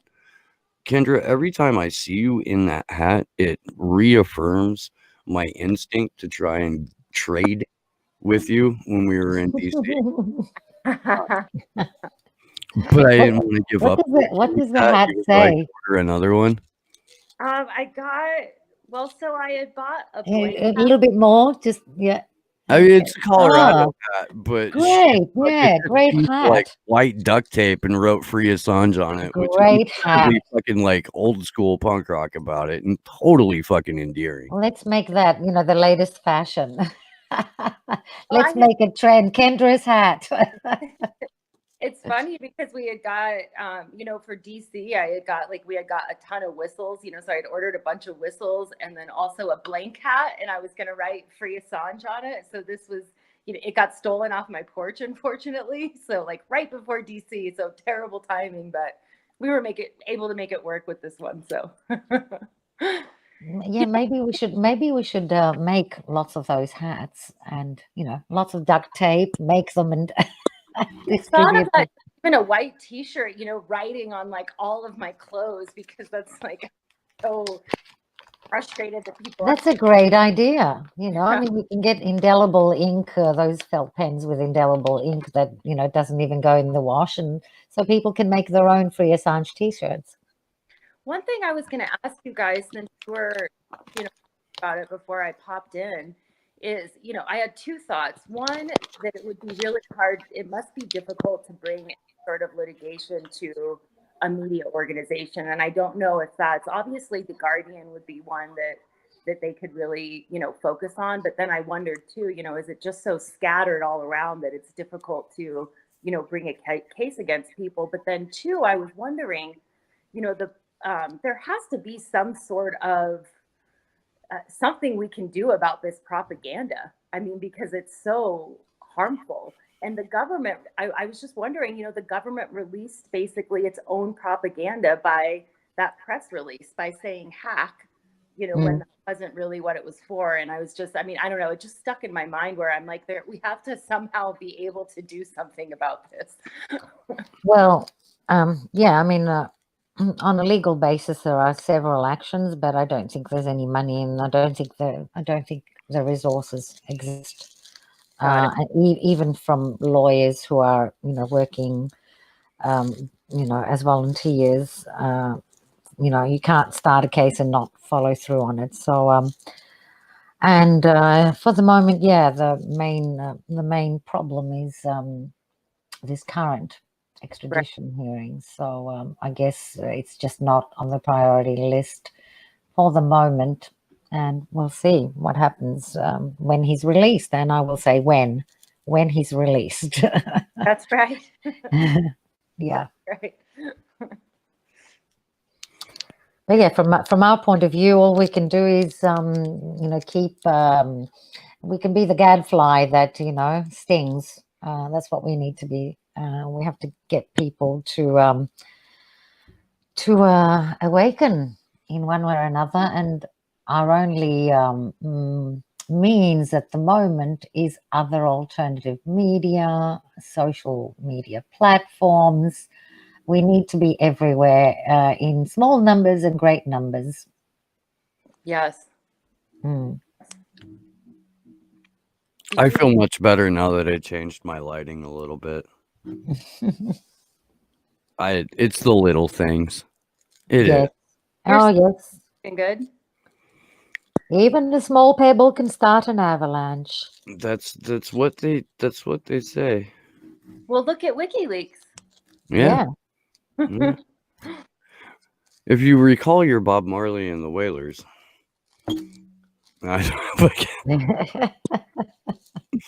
I was going to go straight into small acts there, but I don't know who I'm talking to, like in the chat. I remember Bob Marley. You I'm know, old they'd be enough like, to "Oh yeah, remember that Bob. song, fuck you, hippie." Like, you know, There was one point where Susie Dawson had tweeted something, kind of towards the beginning about, like how long will they kill our prophets while we stand aside and look? And it's just, that same thing had been going through my head. And I was like, yes, there's so many applicable things. Mm. Yeah, well, except yes, except that Julian is not a prophet. He's he's So, yeah. talking about reality now. It's it's not about the future so much. It's the now, the past. It's a very ugly reality. So yeah, but they're definitely killing our heroes. That's for sure. Because God forbid that we wake up. However, for the rape thing, going back to what you were saying, what can we do? Women Against Rape has spoken in favor of Julian Assange on several occasions. So perhaps we could get the women's groups like that. So we're not relying only on media, but on organizations that protect women's rights, such as Women Against Rape, get them mobilized to get the message out that we do not weaponize rape. It's very dangerous. We're going to end up in a very bad spot if rape is weaponized, because nobody will believe anybody in the future. Yeah, one thing if something like that is treated so lightly. Well, and it does make a big difference. One thing too, I do want everybody to know that I understand that Julian Assange is not a prophet. So just to clear that up. But one thing, Nikki, it was, and Steve knows about this, but here in Denver, we had a connection to an art gallery, and we're still hoping that they come around. But the pushback was basically that the board was, because of the rape allegations, so we had sent an email back with the Lissa's speech, which was incredible at one of the Free the Truth events. We sent the full statement. Basically, we sent everything back, and the decision we got back was these two. So we kind of made our own exhibit at our rally, and we're going to keep doing that, because we are going to exhibit that in Denver. That is going to happen. Yeah. Well, the situation about the allegations is covered really well by Neil Smelter in his letters to the Swedish government. So if they're hesitant about holding an event, you could also send them Neil Smelter's reports, letters, articles, and we do need, I think, to mobilize women's organizations, associations. And so Women Against Rape was one of the original sponsors of our DC events, and I think Andrew still has an email contact for one of the people there. If you want to follow up on that, Kendra, I think we need to. Because the director of Women Against Rape, speaking up for Julian Assange, makes pretty fucking, bold statement as to the false and spurious nature of that particular stitch up. Oh, sorry. I was just there was that great article too that had come out that a lot of people signed on to, just, about that weaponization that I think, again, actually, that Susie had written. And yeah, she did. She wrote an excellent article. Yeah. So because I relate everything to, Bill Hicks and stand-up comedy in general, because it's my only fucking vehicle for processing information, not, just choking random people as a result of the shit that I know.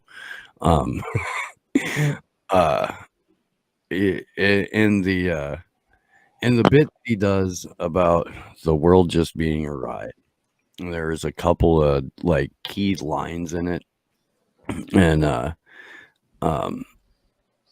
many people have been on the ride a long time, and they begin to wonder, hey, is this real or is this just a ride? And other people have remembered, and they come back to us and they say, hey, don't worry, don't be afraid ever, because this is just a ride. And we kill those people. Shut him up. I've got a lot invested in this ride. Shut him up. And we always kill the good guys. You tell us that. And let the demons run amok. Yes, that is. Yeah. And That's historically true, but has society benefited from killing the good guys?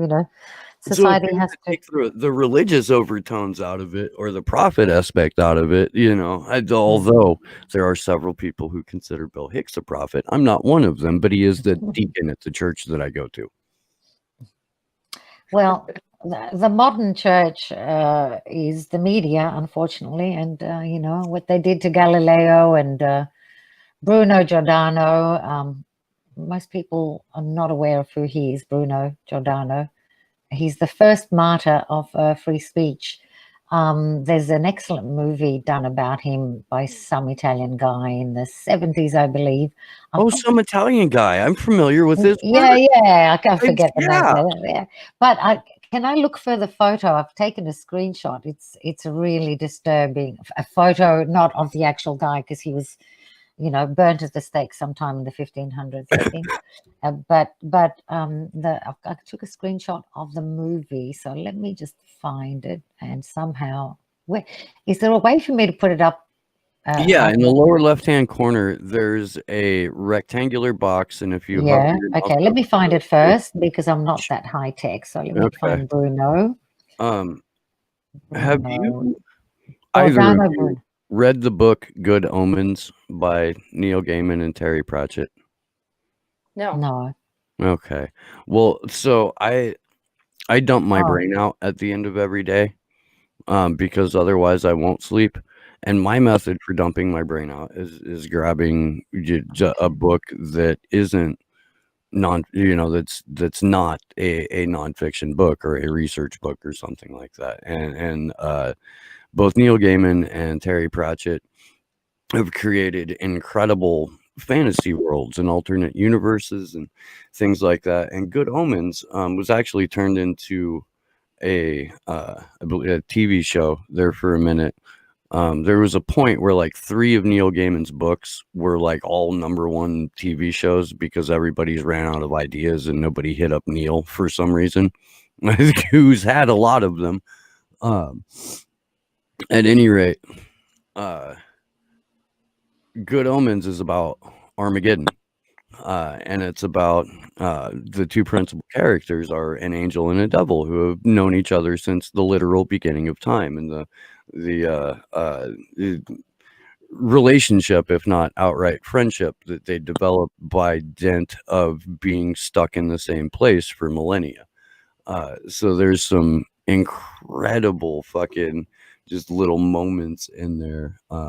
I don't even know why I brought that up anymore. I'm fucking sorry. Did the thing come through? Because I had a point to that. I did. Like I had a whole thing that related directly to it. I was gonna tie Bill Hicks in with it as well. I'm fucking. I'll come back to it. You'll remember it. Okay. It's a really good book. I recommend it. Is it a series or is it just one? I have owned and re-owned and owned and re-owned and given away and lost and gifted and bought for the sole purpose of giving away, and fucking sat down and like forced people to start reading it in front of me because I knew they couldn't put it down after they were like 80 fucking words into it. It's really good. It's really good. Steve, I sent it to you by DM because I don't think I managed to do the screen share. I'm so glad to hear about this person who I didn't know about. And you just want the screenshot? Yeah, if you can put that up. Well, it's a screenshot from the movie, not the actual guy. Yeah, he's a very interesting guy. They call him the martyr of free speech. Okay. But it's a shocking image. Yep. This is what we're still doing. Oof. Yep. Martyr of Infinity, Giordano Bruno. Yeah, he was. That was done to him by the church, and we have a similar image with the duct tape today. We really do. I'm bad at that shit, but maybe we can get the American flag over Julian's mouth juxtaposed next to that particular image. With a little Talking Heads quote, next to it, because it's the same as it ever was. I've got screenshots of Julian with duct tape. Let me just send one to you by DM because I'm not managing. Yeah, I'm gonna reiterate the fact that I'm a technological fucking munchkin, welterweight. There you go. This is one I like. Punching way above my weight class. You've gotten a little better with it. This is one I like. My moments of self-deprecation, Josh. You are. It's one of my more relatable features.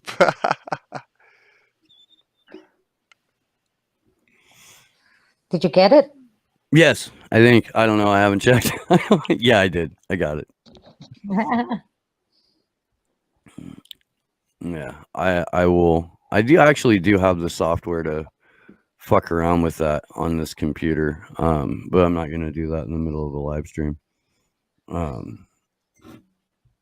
So where are we? These guys are not on break yet, right? Yeah, we're on lunch break right now. We are on lunch break? Yep. Ah, okay.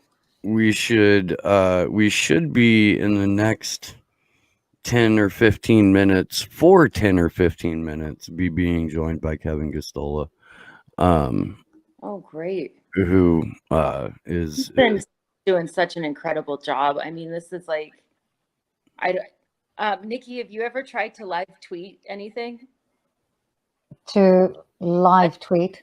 Yeah. Shit, I can't even do that shit, and I'm not trying to keep track of cord at the same time. Oh yeah. Mohammed Almazi, dude, Mohammed, that guy like can pump out like 10 tweets in like 8 seconds. It's Mo, he really like, because he's got a legal background. I guess his shorthand game is strong. Maybe he gets it a bit faster.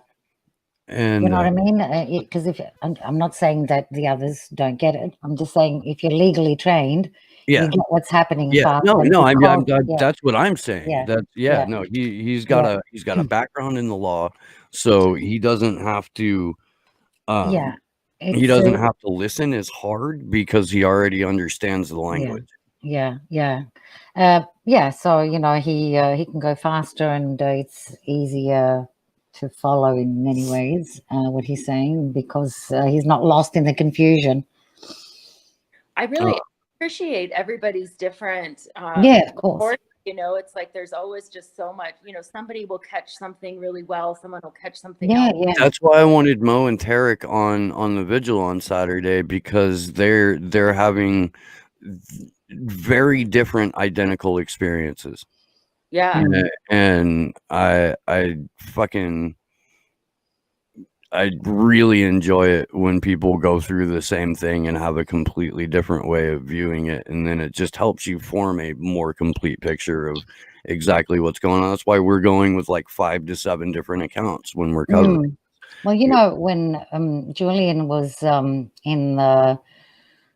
in an appellate court, I can't remember which one, for the Swedish extradition case, they allowed 90 journalists to follow. 90 journalists were allowed to follow the case, and it was live streamed or something like that.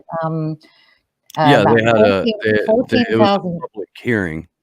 That was a public hearing. 14,000 people watched on the first day alone.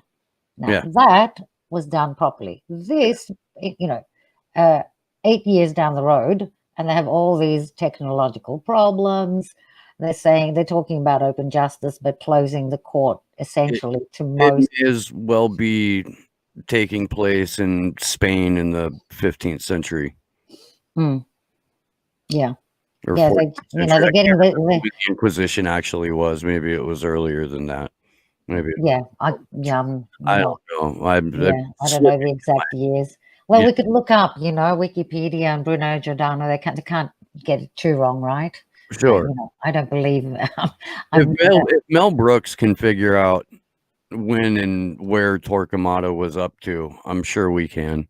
Yeah, I'm just Not going that to I'm saying look I'm at the smarter time. than Mel Brooks, but I'm probably smarter than Mel Brooks.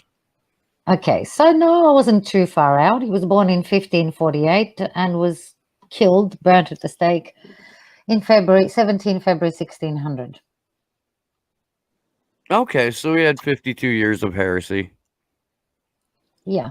Okay. He didn't have a long life. He spoke the truth and they burnt him at the stake. See, I've already died twice and have nearly died another time. I've been in the bonus round since I'm like 27 or 28. So, I'm not, Yeah. I'm not kidding. So yeah, when I look at somebody who's even my age now or like a decade older than me, I'm like, shit, you had a long go at it, Perspective. Now my audience is like, that long fucking stare. Like, what did that guy just? You what? Never mind. Let's go back to. This is Oh, Steve yeah. this is Steve with no sleep. That's what this is. Oh. Mm. I mean, it's not like I filter my thoughts in the first place. The microphone is still right side up and in its proper place, so I think we're okay. That happened once, dude. Once. Okay? Like.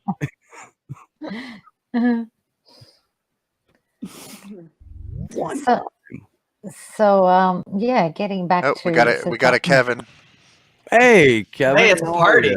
It's a party. It is. Yeah, there's a few of us here. Good to see you. How you doing this morning, my friend? Pretty good. I'll let you keep going, and I didn't want to interrupt. So is that the green room at the Laugh Factory from where you've been reporting this week? Yeah. You were fucking cracking me up yesterday, and I thought that I was supposed to be the funny one, so I was, hurt. It was too much. I honestly had a difficult time managing it. I've held it together throughout the whole trial, but that cross exam yesterday was just, I couldn't believe it. Even I was even able to tolerate the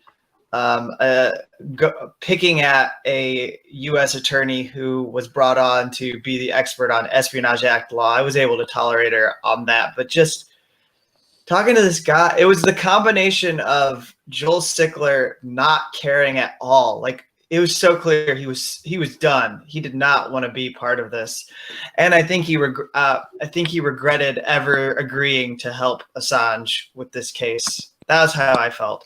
And then there was Claire just insisting that she's going to ask questions that he can't even answer, that he has no experience with any of this. It was excruciating. That's 2 hours of my life that I'll never get back. Oh my God, dude, it was painful. Like, I thought that last week with the medical testimony was painful. In fact, I know it was. But like, yeah, yesterday was, or at least with Sickler, that was more demoralizing for me than the entire week of medical testimony. And that shit actually brought me to tears. Like, Sickler didn't, but fuck, dude, it was just like, okay, can we get rid of this clown, because he doesn't want to be here any more than we want him here at this point. Yeah, it wasn't clear to me, it wasn't clear to me that he was actually helping the case at a certain point. And you can't really do anything about it. The prosecutors are going to get as much time as possible, but I almost was wondering, all right, don't even come back with questions, defense. Just let it go. Just say goodbye. Yeah, no further questions. No, we're done. We'll clean up the mess during closing argument. We'll clean it all up. he seemed to have like a moment or two of fight in him when they came back from the break yesterday. Or at least like he was, briefly done being bullied, but then he just rolled back over and showed his belly again and said Yeah, that no, was it. that was it. But today's good. Today is a lot less tedious. Today, as even as offended I am. I mean, my takeaway for today was that we have a former warden who has gone on to try and do some good in for people who are caught in the system. She's willing to go take the stand and testify in extradition cases and other federal cases on behalf of defendants to try to help them navigate the prison system to get better sentences. And she's being blamed like she did something wrong. Like she had to sit there for a whole half hour, 45 minutes and be attacked by this prosecutor for not being a whistleblower, basically. I mean, it's just absurd. And this is the system that they're representing. But in order to hide what it actually does to people, they have to attack a woman who is in her professional life now dedicated to challenging things that she admits she was complicit. She even said, the words that I heard when she was put under this pressure was, I had to tell myself this was all okay. Yeah. To me, that suggests there's some trauma that you now look back and these people were just stuck in these cells and it was inhumane. And so now you're doing something that you can help, you're doing something so you can look at yourself in the mirror in the morning and feel good about yourself, that you're not a horrible, evil person anymore. Yeah. And this prosecutor comes at her and tries to make that a negative. No, I have respect for anyone who tries to make it so their medicine cabinet is not how they go to sleep every night. Yeah. And, we've had that often. There's a lot of people like that. And there's a lot of people who have benefited from WikiLeaks documents who were able to speak out, and say, like, I was part of this stuff. I mean, Ethan McCord in the Collateral Murder video is somebody who's known to have spoken out. And he said, look what I did. Look what I did over there. I saw this video and now I'm talking. But, we wouldn't discredit him because he was involved in all of that. We say, good job on you to admit that you did something that you shouldn't have been doing. Well, and had she been a whistleblower, then they could have turned that around as well. Well, that proves that you're biased. Yeah. You're just against the system. Yeah. So yeah, you're right. That's a good point because they play it both ways. It's both. You're biased if you only do work on defendants. I mean, the other thing that I've learned from following this case is the institutional belief that if you've done only work to represent defendants, then you must not be credible because defendants are always lying. I mean, we're supposed to believe that anything that happens with people who are accused of offenses, any experiences they have in the system, they're all just exaggerating them. It's not true. None of this is happening. And that's the way they acted yesterday with both of the witnesses. Do you think the witness today has done a better job handling that? Yeah, I do think it's been much better because she seemed to hold her ground. And while she still admitted that she didn't know what some of this stuff was, that she still was able to stay on point. So when she didn't know unfortunately for Joel Sickler yesterday, the weakness of his testimony was in when he didn't know anything that they were talking about, he would just throw up his hands and give up and hope that, this cross-examination would be over. And I don't think anybody, we hear that it's going to be 2.5 hours. And I think later on during it, he realized there was still an hour left and that this wasn't going to end. But I do think at a certain point in his testimony, he probably thought, if I just shut up, she's going to stop talking. She's going to stop asking questions. So I'm just going to not give answers. And that didn't help him come off that well. And so today, what Maureen Baird did to maintain some of her credibility was, if she didn't know the question, she would at least still maintain, she'd still keep coming back to the talking point that she had in her submission, that were the things that were important for the judge to focus on, which was good. So for example, without being like vague, because we can talk about specifically what she said, she would be asked about this so-called 3-step program kind of thing that the prosecution has talked about, that if you're in special administrative measures, you could, if you're in good behavior, you could start to get some, and she even said, it's like, well, you could get an additional phone call, or she says you could get this. But the third phase is that they might allow you to have physical contact with inmates.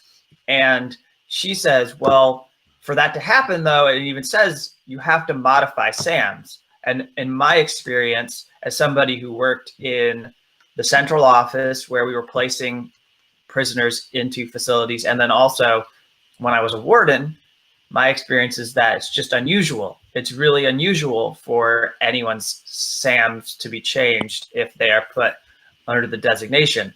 So yes, they have this, but she also said it's not really a program. It's kind of like just there. It's almost like things that they can do for SAMs. I don't know, like it's not, it makes it seem like it's kind of like It's their cover your ass material. Yeah, but you know how like we have like if you were gonna try to quit drinking, you might have like a program that you can have, like a 3 or 5 step program to move away from that. But it's not like that. Like it's not organized in any way. It's just at their discretion. Right, and they're not going to give you bad coffee and cigarettes in a Supermax prison because your means of getting rid of your protection. Oh man, that's terrible. Right. They're not going to do that. No. But I like this witness. I think it was a good score, if you can call it that, for the defense to find her and have her invited to take the stand, because I think what she brings is something that previous witnesses were missing, which is she's been on the inside. So yeah, it was her and who, I can't remember the guy's name, but the U.S. Army Cyber Command guy, Patrick Eller, that's right. Yeah, who we had last week on Friday. I mean, his testimony was, I mean, that was gold. That was I mean, you get somebody like that who has that experience, who will not tell you to, go fly a kite for, like that is a great person to have, because he's a U.S. military guy. He could clearly despise Julian Assange. And I said, I think in my commentary, I said, this is a guy that would have been asked to review the evidence or work on the computer evidence in Chelsea Manning's case. And now he's testifying for Assange. It's great.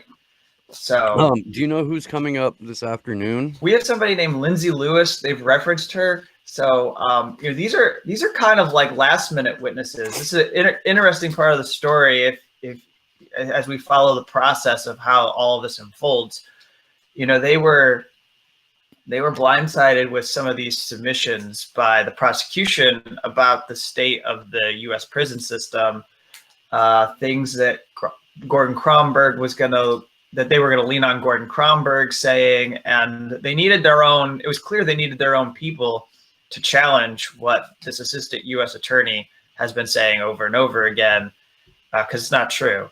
The thing that I was most focused on yesterday was the whole talking through the doors and the windows. To me, that's one of the most terrible lies that has been told to us during this extradition trial, that if somebody is in the in administrative segregation, that they can talk through the steel door of their cell to other prisoners. I think in my fantasy, I would like to stick the entire prosecution team in the ad seg unit of the Alexandria Detention Center and see how long they can carry a conversation without losing their minds. I think that'd be a great exhibit. I think we should do a test. Just have the judge tell him to go there and send her a video. Right. I know. man. Let's take a field trip. Yeah, I'm getting a little stir crazy with this Old Bailey courthouse. Let's all charter a Right. jet and we'll go to Alexandria Detention Center. Isn't everyone else unnerved by that glass box back there? Wouldn't you like to just get out of that atmosphere for a minute? Right. That'd Let's be go to good. ADX Florence. You know? Oh yeah, well, I think we should probably take a field trip there because we keep telling so many lies. The prosecution won't talk about what actually happens there, and the defense can't seem to find witnesses who have actually had a lot of time there. So we've all just this is as much as I'm on the Assange legal team side for most of this. I do think that like one thing that they're lacking is somebody who can speak in more detail about ADX Florence. I'll also just put out my own dissent here, which is I kind of actually disagree with them. I've been mulling this over in my head, but I have done a lot of reporting and coverage of the communication management units in Terre Haute and at Marion County, Illinois, because there are known political prisoners that have been sent there before. And I actually think that it's a good possibility Julian Assange will be sent to those because and those aren't a picnic. Those aren't. I mean, it's not like he's gonna be staying in a boutique hotel if he goes to the CMU. It's pretty harsh. Like the Center for Constitutional Rights has had their own cases against the CMUs, and they're pretty horrible. And it's not too much different from ADX Florence. Nikki, you wanted to jump in? Yeah, hi, Kevin. Hey, I just wanted to ask about the transcripts because Mary Kostakidis applied to get them from the court, and then Bereza said she has no say over it because they're privately owned. And apparently, the people doing the transcripts are paid for by both the prosecution and the defense 50-50. yeah. So is there a way for you journalists to get the transcripts from the prosecution? Can you get them to agree to release the transcripts? So I think the issue here is kind of a logistical one, is that you're not going to get a transcript from anybody during the actual extradition trial because they have to prepare it for release. And the problem is that they're busy working on the case. So to be fair to Mary, I understand the frustration, but I don't think they've actually said no. What they don't know is who's the person that's supposed to deliver it. And see, the problem is that normally the court would have to put together the transcript and then they would release it. So they do all the labor to get it prepared to give to the journalist who was requesting. So somebody on the prosecution team or somebody on the defense has to prepare it for release. So I don't know what Mary's asked for. She's asking for all of it because I don't know if they're going to just give her. She asked For all She of it. asked for all of it. She Yeah. asked for all of it because there've been so many problems following the trial with it, technical problems and the video Sure. links, etc. So she's got good reason to ask for it even before Yeah. it's, I'll reiterate here real quickly that if you go to Tarek Haddad's website under archives, he's got all of the skeleton arguments from the prosecution and the defense and all of the witness statements for the first 2 weeks, not transcripts of testimony, but their prepared statements, Yeah. which are also incredibly useful. And how like Tarek's put together an incredible research tool in that. And then Andrew has taken it upon himself to like scrape all of the live tweets from basically every account that's covering this. That's good and of has him. put together a summary of events that also include like the daily update videos from DEA and Christian Harrison and Rebecca Vincent's running commentary throughout. And that is a project that he's devoted an incredible amount of hours to, and all that spare time we don't fucking have. I have another question. The CVP video links, is everything recorded there? Is that actually recorded, or is it just live streamed but not recorded? I don't think they're, well, I don't know. I can't answer that question. But as far as I can tell, it's just that there's a live feed that is being fed to us. Maybe they're taking a video recording, but I haven't heard anything about them recording. Because that's the court. That would be the court. The court would be recording it. Okay, I mean, so we could FOI. I certainly am not taking recordings, and you know, they would not want me to. Yeah, no, I'm just thinking we could FOI the recordings. If they existed, yeah, I don't know though. Or we could ask them if they exist, and they have to say yes or no. Well, they would be public records because everything that has been done has been open court. There hasn't been any private sessions yet. Okay, so we'll try and FOI. Sorry, my battery is about to die, so I'm going to plug it in. Sorry, I'm just going to turn off my camera. And Sure.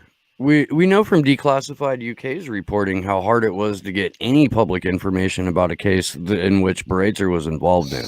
So is this going to be another one of those things where because she's the magistrate, it's basically scrubbed from the internet? Well, I just maybe the answer is no, because the defense and prosecution control the transcript. She's expressed frustration because one of the things she actually said related to the transcript of court proceedings is it's out of her control. And like, I can tell that she's not happy that what happened is the defense decided that they were going to pay for their own transcript. This happened early back in February. And when they decided they were going to do their own, the prosecutors got really fussy and upset, and they made a big deal out of it. And then she said, well, if you're both agreeing to it, if you both have access to the transcript, then I don't see why I should have to stop it. So you're paying to do a transcript. You know, she decided she would allow it if there's an agreement between both of them. But what that meant is then that if the prosecutors wanted to be part of it, they had to kick in their own money to pay for half of it too, because the defense was paying for it out of their funds. So now it's actually combined that they're both paying for transcripts. They both have the records. They don't have to wait on the court, which in some, you know, you can see how that might be good because you don't have to keep asking the court to get you material, and you have it on demand if you want it. It's your transcript. But they have it, and I mean, I see no reason why the defense wouldn't release these materials going forward so that people could have these records.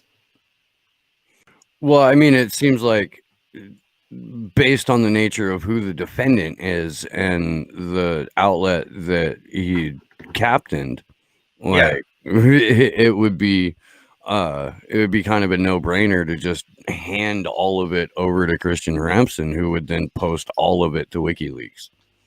Yeah, they could do that. Or there's also the Defend WikiLeaks page that they could just throw it all up under Courage's. Under Courage Foundation could share it with all the legal materials. So I do definitely hope it becomes available. Our plan in the interim weeks between the close of the hearing and the beginning of closing arguments in November is to each Free Assange vigil take witness testimony or at least a witness statement and just highlight and keep fresh in people's minds exactly what went on during the trial and why it's important to give a fuck about it.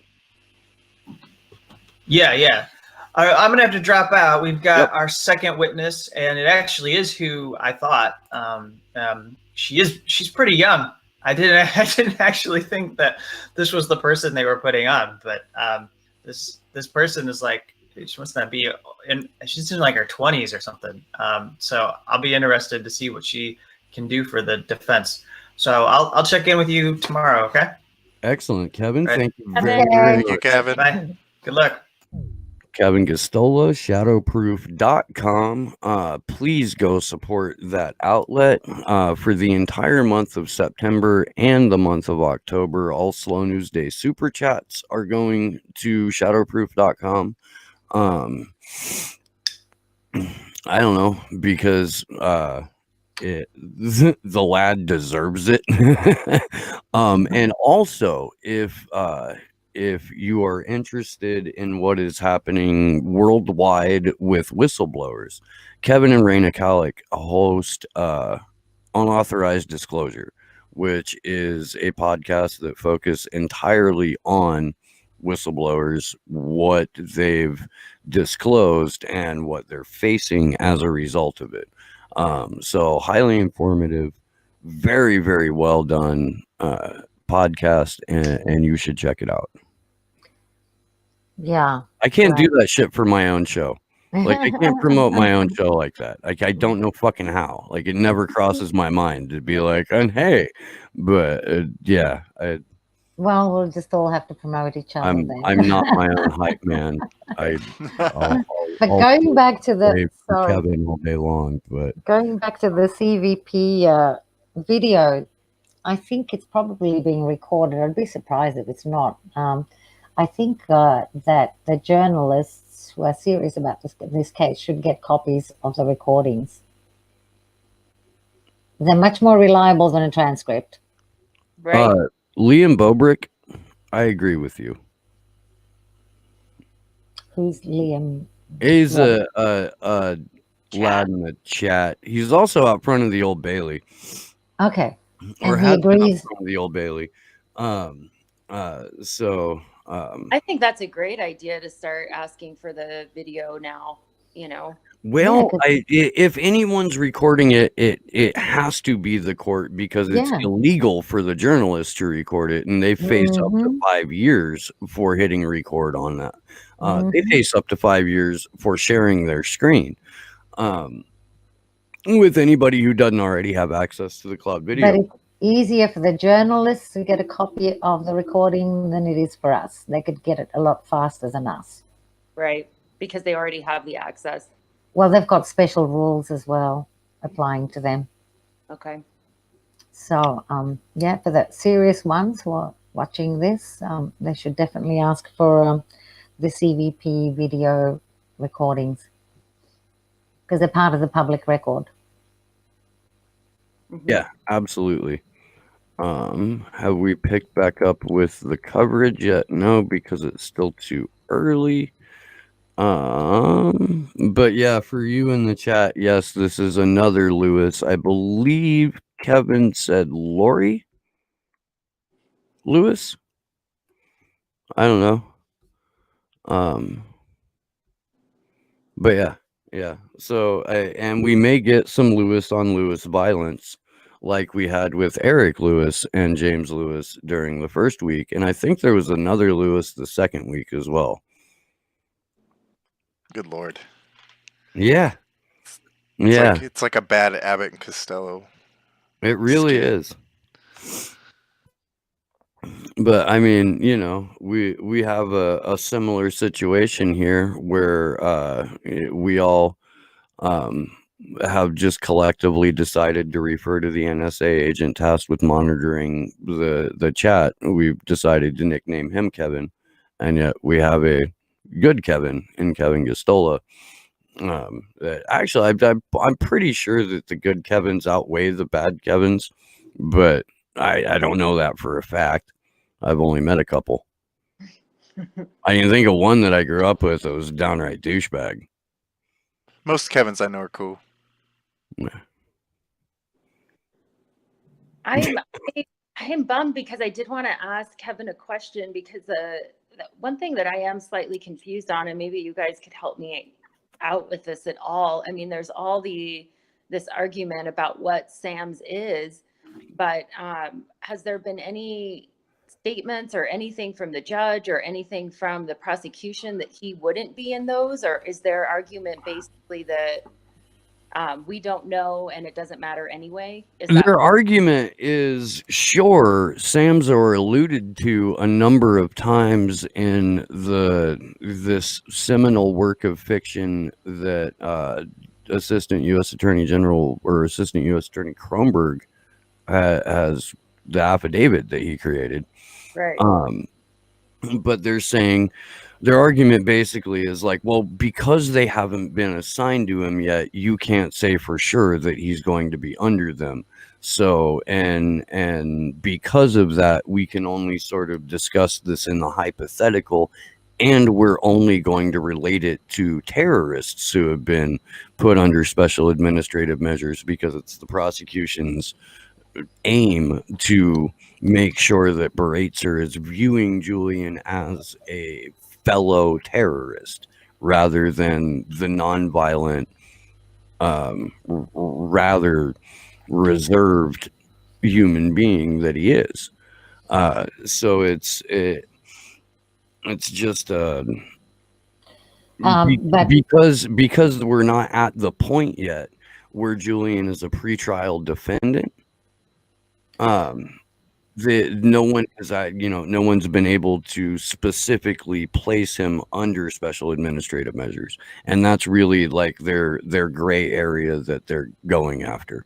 But the UK is not allowed to extradite somebody if they're likely to be tortured. And I think that although Kronberg said that SAMs are part of the Disneyland world, there's been enough evidence led by the defense showing that it's likely that he would be placed under SAMs. So even though there's no direct evidence about SAMs, it's not a certainty, but it seems that what's been established is that there's a likelihood that he would be under SAMs and this would be torture. So I think that's why they're leading this evidence to prove that if he's extradited to the US, he would very likely be tortured. I don't think they need to prove that it's a certainty. I think the likelihood that he would be tortured is enough. And that's where I was confused with what the prosecution is. I mean, obviously arguing that that's not the case with SAMs, but then also I think that's what I was hearing to your point, is that just sort of gray area of, well, he might not even be, we're not going to commit that he would be under that anyway. Yes, but the defense has led evidence that it's very likely that he would be. And that goes to establishing the question of, is he likely to be tortured? Right. Well, we know for, 100%. I've got a correction to make. It's not Lori Lewis. It is Lindsay Lewis. Okay. Lindsay, they just started the questioning. This is from Mary Kostakidis. Because it's a defense witness, Ed Fitzgerald is going first. So he's just running through her background and qualifications. She's a U.S. lawyer, New York Bar and the Supreme Court, and has a practice in a law firm that represented WikiLeaks in a civil matter. And that's as far as I got with this currently. But let's see if... according to Defense Assange, there will be a discussion of anonymous witnesses after Lindsay Lewis's testimony. That is something I did not know. There are witnesses that are going to speak anonymously. Is it Tom for the psychopath pedophile? No, because there are no more prosecution witnesses being called. There are only 2 witnesses for the prosecution, and the last one was that Nigel Blackwood. Oh, weird piece of shit, son of a They bitch. didn't even end up calling those little shits. So, because they're part of the 3rd superseding indictment, and the witnesses that were slated for this hearing were all speaking to either the original indictment or the second or the first or the original superseding indictment. Fuck, this convoluted, man. There weren't any witnesses that had been called to testify specifically for this most recent superseding indictment. The reason that Siggy and Sabu are a part of it is because the U.S. wants to rely on their testimony during a trial in the Eastern District, because there will be no one there to discredit the witnesses save for Julian's defense team, who will be speaking to a jury comprised entirely of NatSec people. So Yay. yeah. Lame. Yep. Rob Juno, Lindsay Lewis, we hope you're a good Kevin. I think she's gonna be a good Kevin, Rob. I do. Oh, fuck. I have too Yeah. many tabs If it's open. here, I'm Hey, interested. Kendra, would it help you at all to have the Center for Constitutional Rights report on SAMs? Because I can email that to you later. Yeah, I would appreciate that. Thanks, Steve. Okay. All right, I'm I just gotta sitting- I gotta walk away for about 5-10 minutes. For sure. I'm just wondering where this testimony is going to go here on Mary's timeline, where she said, Fitzgerald, representations were made in the English courts that he would not be sent to ADX if he was extradited. LL, yes. European court and English magistrate relied on those undertakings. He was nevertheless sent to ADX. LL, yes. That seems pretty darn powerful.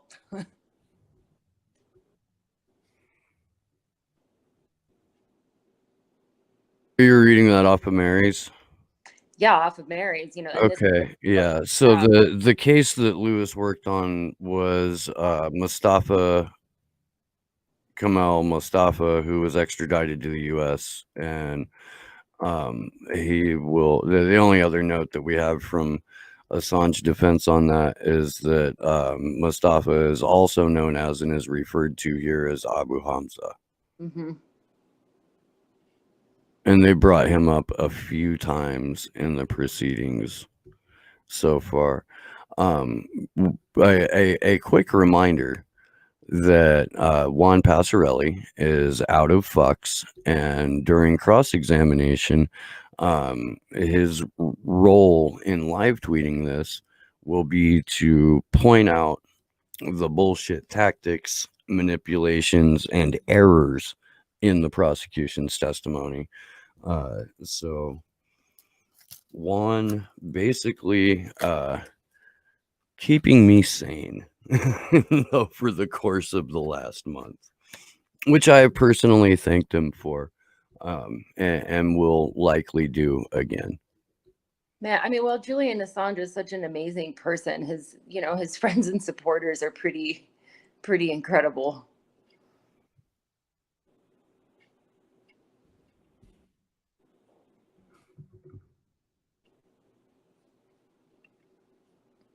Okay. That was mic drop, I guess. I just, I was sending you the Sam's report. But yes, that was a very powerful statement, Kendra Christian. As well as just quiet. Just go ahead and Josh is having coffee, so we didn't have our dead air notice. Josh has given us some leeway on the morning shows and said that dead air is acceptable for brief periods because we're fucking masochists and we'll be able to it a little bit is excusable. Yeah, the floggings won't be happening. Right.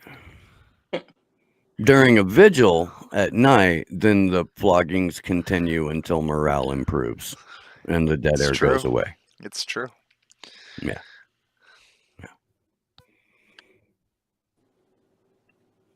I really don't get enough credit for keeping a straight face during all of that shit.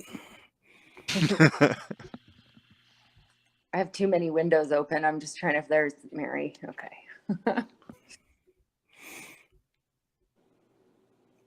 No, that's not right. So Lewis, and from Juan Passarelli, Lewis has successfully defended a wide range of matters from extradition cases to high-profile cybercrime, terrorism, drug trafficking, and fraud charges. So even though, at least according to the good Kevin, She looks rather young, possibly in her 20s. She has had a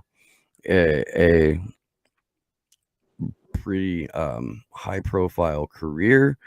I'm going to guess that if you're a lawyer, at least all the lawyers that I know didn't become members of the bar until they were like their late 20s or into their 30s. Just because of the process here. That's in the States, probably. Yeah. Is she Yeah, she's with the New York bar, or she's her bar registration is out in New York State. Mm-hmm. So I would assume that she's an American attorney. Well, she looks like she's in her 20s. Is she in her 20s? I'm not I sure. haven't. Where are you seeing a picture of this She chick? might be a very young-looking 40-year-old. Where are you seeing a picture of her? I haven't, but does Mary Kostakidis? Oh, I suppose we could look her up. She looks like she's very young and pregnant.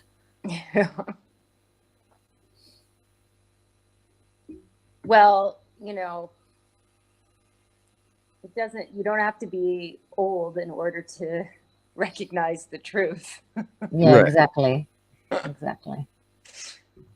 Well, assuming she got into college at 18, that's what, 3 years plus how many years for the course? 5? Is it 4 or 5? It's only 3 years. Okay, 18 and 6 plus another year maybe, what, to give it Yeah. a margin. You So could- 18. So you can finish and be a lawyer at 25, I would imagine. Yeah. Rob is asking Kendra if there's any way that he can donate to Denver specifically. Oh. You should set that up, Nope. Kendra. I know. I mean, our group has been just like, donating together. That's a great idea, Rob. Yeah, well, let me get you my email. Can you email me? Denver Action, 2, free JA at _ squiggle strawberry. When you create all of these things, you do not think later about how long they are until you're typing them or trying to give them to people. It's truth. Thanks, Rob.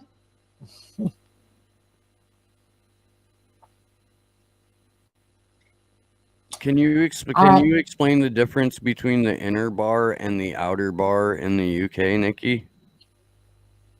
I just saw Sorry? a chat here from The Martin. inner bar In the UK, we have an inner bar and an outer bar. I don't know anything about an inner bar and an outer bar in the UK because I'm not a UK lawyer. Right. But I know I didn't know if there you were is a familiar or distinction.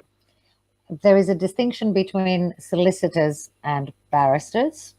So I don't know if but I don't know anything about the inner bar and outer bar. And then amongst the barristers, you've got the highly ranked ones, the QCs, and those are political appointments. It's got nothing to do with merit, really, So, Okay. yeah, they were appointed by the Queen as Queen's counsels and Right. otherwise known as silks.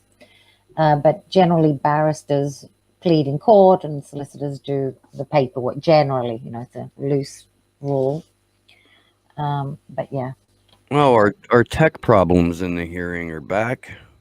I saw that underwater. She sounds underwater. And now they can't see her. So according to Lindsay Lewis, and Mary Kostakidis,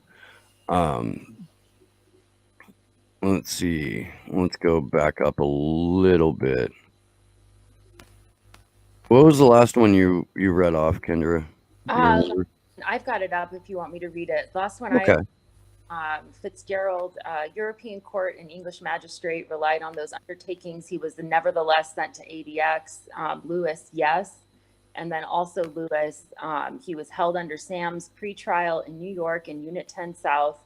He was almost never out of his cell, and we had difficulty seeing him, and he always had issues getting family calls. And then judge complains about the sound, and it sounds like they're trying to fix that now. Okay. to me, I mean, I think that that's huge. You know, here something was argued in the UK by the US saying that this wasn't going to happen, and then it happened. I mean, that's a big Yeah, on an undertaking, because, you know, an undertaking is a serious thing to give to a court. You know, I mean, it has legal value. right. So they gave an undertaking to the court formally as a state and breached it, not only to the UK courts, but to the, sorry, let me just have a look at that tweet. European Court and English Magistrate. Okay, so they lied. They lied to two courts, the European Court and an English magistrate. They lied. They breached an undertaking, which is more serious. Interesting. I think Is that it in the purview of like the people who are covering it? Like it could, because Craig Murray has talked about trying to get some sort of action against Lewis. No, it's not. It's not the prosecutor who lied. I think here there's an argument by not an argument. I think who's LL? Sorry. That's Lindsay Lewis. No. I'm looking. I'm trying to find the other thing. Sorry, the other tweet where they lied when they gave the undertaking. Where is it? LL is the It's witness. Lindsay Lewis. I'm just trying to find the. it was right above, 2 tweets above that one in the thread, Nikki. Yeah. The European Court, Fitzgerald. Yeah. So Fitzgerald is just pointing out that they lied, but I don't think. Well, Mega Brain hasn't contradicted that. So. Well, I don't think he's. Oh, he may be. We don't know who's running cross on this one. Yeah. Yet, Well, because they haven't. They haven't. I think he's going to have difficulty contradicting that. I don't think Fitzgerald would have said that or led this evidence if it wasn't solid. So I agree. yeah. Breaching an undertaking is not good. And you know, we lie, we cheat, we steal. Right. Well, there's evidence of it all the time, but you know. So thanks to Muhammad Almazi, we've got this a little bit more. Some of the opening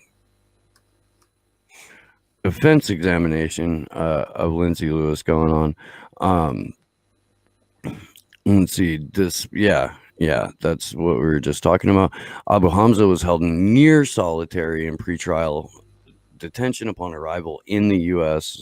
After he was extradited. There was no interaction with other prisoners. Calls were not always honored. Sporadic. There were always issues.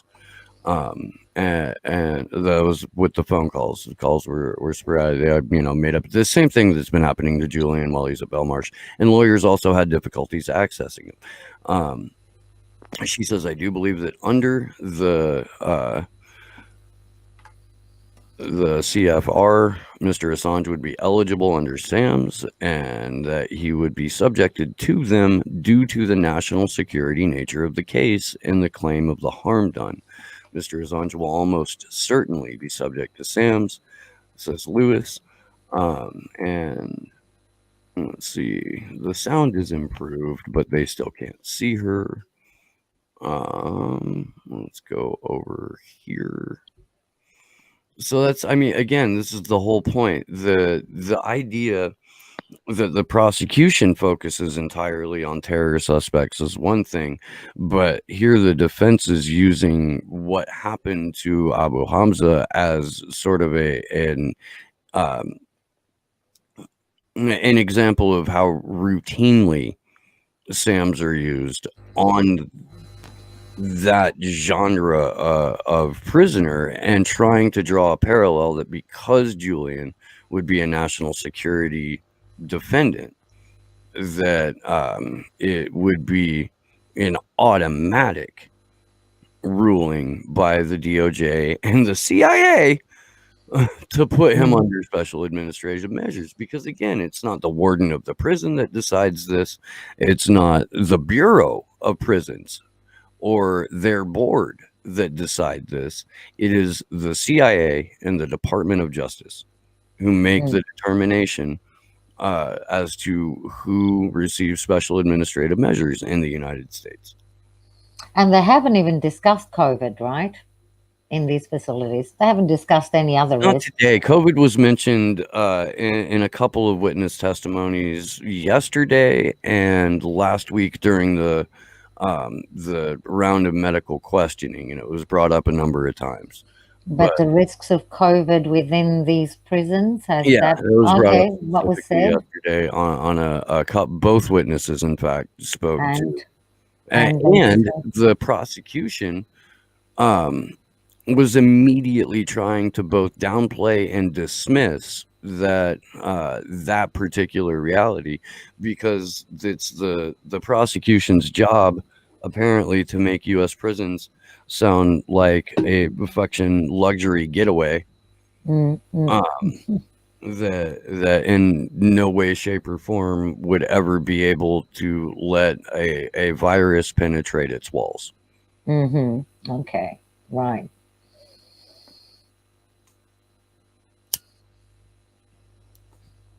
They must still be having, I wonder, sound issues or. They're still having sound issues. Looks that way. I'm not seeing any new tweets out here from at least the accounts that I've got open. I really want the recordings from the CVP. That's what I'm thinking about.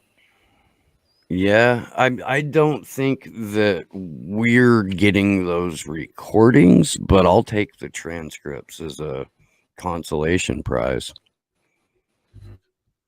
Well, I don't know. I mean, maybe well, both would be fine. Available to the public. Look, if yeah. you guys want to go in, you know, if you want to like get a little pool of cash together so that we can obtain the transcripts and put them on like a shared space for us to use them, I'm into that. That'd be great. Well, if we can get them, we should definitely publish them. But I think that the prosecution will probably object.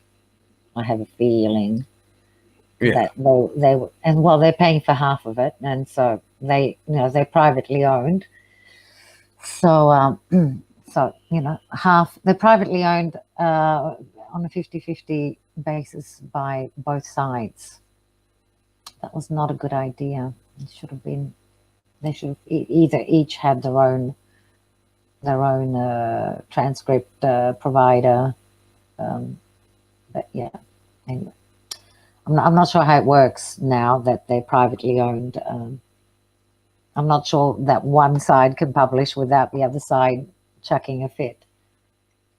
But they should definitely be published because this is a public trial, right? So there's no reason why. Right now, and I should have an answer. If not, you know, in the next hour or so, certainly later today.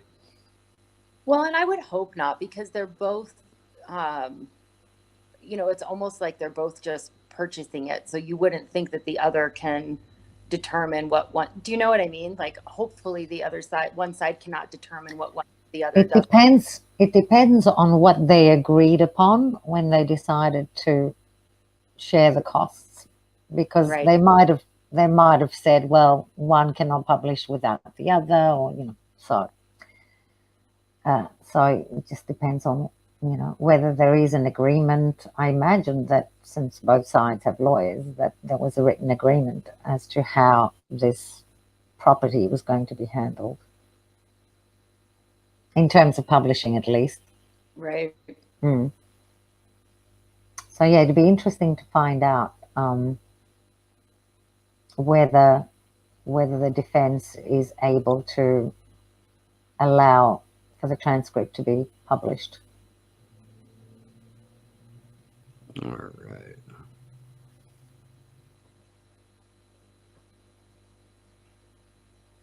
I hope it will be. I was thinking actually to, you know, Rob's question, and I was like, we just need a GoFundMe that's just all for printing flyers and information and putting it on people's doors. And, you know, I mean, This would cost a lot of money to get. No, but that's, I mean, the thing is that Mm.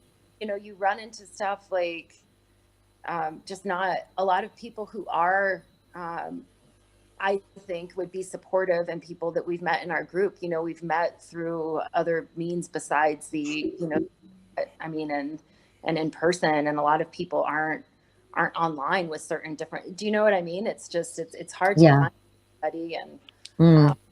but you're right. I mean, that's part of the reason why, I mean, we print our flyers and hand them out and do things like that, but that we haven't done a huge campaign is because it's so expensive to print things. Mm. Yeah. Well, I mean, as I said on other vigils, one of the good things about all of this is that a lot of the dirty laundry about the torture and the war crimes is back in focus. So, if the U.S. government was trying to hide this and hoping it would go away, they're really fucked up. I mean, it's right back there in their face. So, perhaps what would be good would be if civil rights groups in the States could get moving on this information that's coming out. There's a lot of information coming out about other people as well, and about the whole system and how it works. So really, even if the mainstream media refuses to report, other organizations have the power to look into this and make noise and get the alternative media to report. At the end of the day, what should happen is the mainstream media should be squeezed out of existence for not reporting, for misreporting, for lying. This is a great opportunity to squeeze them out of the way. I mean, that's fair. That's essentially. I think that was the original idea behind citizen journalism and independent media. We've moved pretty far away from that. Well, when I look at the Grey Zone Project, they do excellent work. And I was watching on Twitter, Aaron Mate, who put up something about the OPCW and the ambassador, the American ambassador in Germany, and one of the OPCW guys. Sorry, I forgot his name. Who had who spat the dummy, rightly so, on camera, saying to the ambassador, if you want to take me on, you come with me with your technical experts and facts. don't just put out your opinions. Come and get me, but with facts. And I thought, oh, good on him, brave man. That's what we need. We need more brave people to, if you want slap to, these bozos out of the way. If you want to watch some hilarious moments in interview history, you should look for Aaron Mate's interview with the one and only Luke Hardy. Oh, really? Oh, you haven't? Oh, God. I'm noting this. Aaron it's had great. Harding on to talk about the book that Luke wrote called Collusion.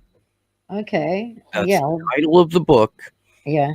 Collusion. Okay. So Aaron asks him, "Do you have any proof of collusion?" And Harding just melts down on like to the point to where like the interview's cut short and shit. Like he rage quit. He rage quit the interview. Yeah. What did he do? He rage quits the interview. Oh, really? Oh, wow. The interview. Fucking fills his goddamn diaper and fucking slams the door. Is there anybody out there that still reads his stuff? Yeah, apparently. Really? It was his books bestsellers? Well, yeah, and he's writing the kind of pulp Russiagate fiction Okay. that keeps it's basically like fucking Viagra for neoliberals. Okay, I wonder what his psychiatric illness is. Since we're all into psychiatric illnesses. I'm going to guess What's the his. psychiatric illness of a traitor to humanity? I won't call him a simple traitor. He's definitely a traitor to humanity. It says my microphone appears to be noisy. It'll say that from time to time. Oh, okay. Yeah, you can Especially ignore if you're like rolling a cigarette next to the keyboard or Oh, anything, wherever the mic thing I is, see. I'm too close to the keyboard now. it'll pick up. Oh, well, I'm definitely going to search for that interview between I'll Aaron send it Martin. to you. It was when he was with the Gray Zone, Okay. or not the Gray Zone. Real News. I'm sorry, the Real News. My bad. Okay. Yeah. Not that- Funny. that He was- said something recently on it too that was like, would you like to have another interview on it? I don't know. It was just parents. He did. I laughed. I've got. I was Oh, going to no. say I've got my list of journalists I trust, and the Grey Zone, all of them, they're fantastic. As individual, Mary Kostakidis is fantastic. Who else? Definitely Declassified, Matt Kennard and Mark Curtis. Great. So there is great journalism out there. Yeah. What's the US going to do? Lock up every one of them as well? Whoever They'll going to go after try. next? I mean, they cleared a lot of jails by letting out inmates that had COVID. Mm, I mean, We've got a lot of empty malls. mm. Yeah. All kinds of places that are just ready-made dissident internment camps. Mm. And we've got Agenda 21 and Agenda 2030 that specifically outline the use of those facilities as dissident internment camps. Well, maybe the real dissidents should, I don't know, get rid of those camps in one way or another. I don't know. I won't give them ideas.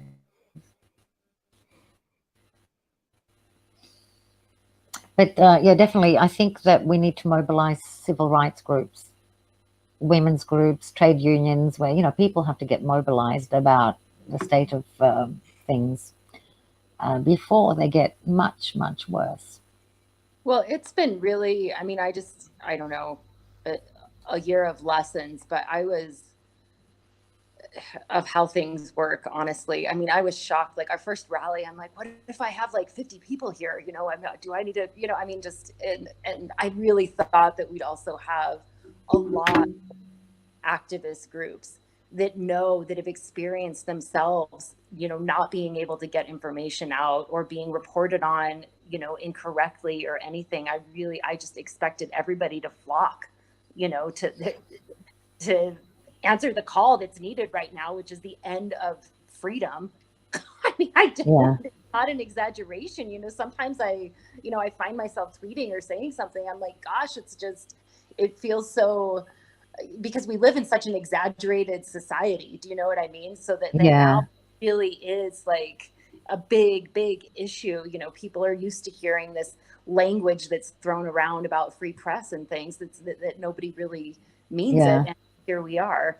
Well, we only need 10%, as Margaret Mead said, you've got 10% on either side. You've got the 10% of the vicious barbarians, 10% of the really good people. Everybody in the middle can be swayed either way. And we just need to find the 10% of the good people. And I think we're finding them. We see like here, KGNU, our local radio station, they interviewed our group for our rally. And then I've also heard, I heard Kevin actually on an interview with KGNU, one of the shows there, so I do think that some of the local media is starting to report. Yes, local media is the way to go. We go small, local, and then we build up, definitely, because, nothing works from top down. It's got to be bottom up, grassroots, local, small, and we expand.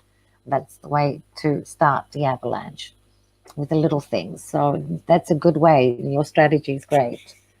Good way So to, we've got some more tweets from Mary. okay, right. Now, apparently the sound issue is worked out to the point to where they've continued the defense examination. Fitzgerald says, describe the conditions under which Hamza is held. Is he permitted to associate with other prisoners? Lewis says, not at all. There are long-term physical and psychological effects. Mental illness is not a bar. You have to have a very serious mental illness, and even if you are psychotic, you will remain there under SAMS. Unless they deem security, or as they deem security is a problem and there isn't anywhere else to put you. Whatever the Cunningham privileges are not available to Abu Hamza. If you are in H unit under SAMS, you don't benefit from Cunningham. I'll have to look up what that is. She says this is Abu Hamza is frequently moved from cell to cell, and that has been made public, so I can say that, but otherwise I can't speak about it because of restrictions on me. Fitzgerald, as the lawyer of someone under SAMS. Lewis, yes. Julian, and Lewis continues, Julian Assange would be held under SAMS at ADX. And then this is one of those cliffhanger tweets that Mary likes to put out. There we go. And the follow-up is, most inmates are completely alone for many years, with a visitor called generally once a month. Difficulties getting family visits for him, ergo is again Hamza, ergo his young grandson, who shouldn't present a security problem. And then her sound cuts out again. So, and I dropped the link, the Center for Constitutional Rights report about special administrative measures into the chat. I will do that again. This is the PDF with the full report. Actually, you know what? I'll just go to the website because it'll give you more than just that. Here's all of the documents related to this.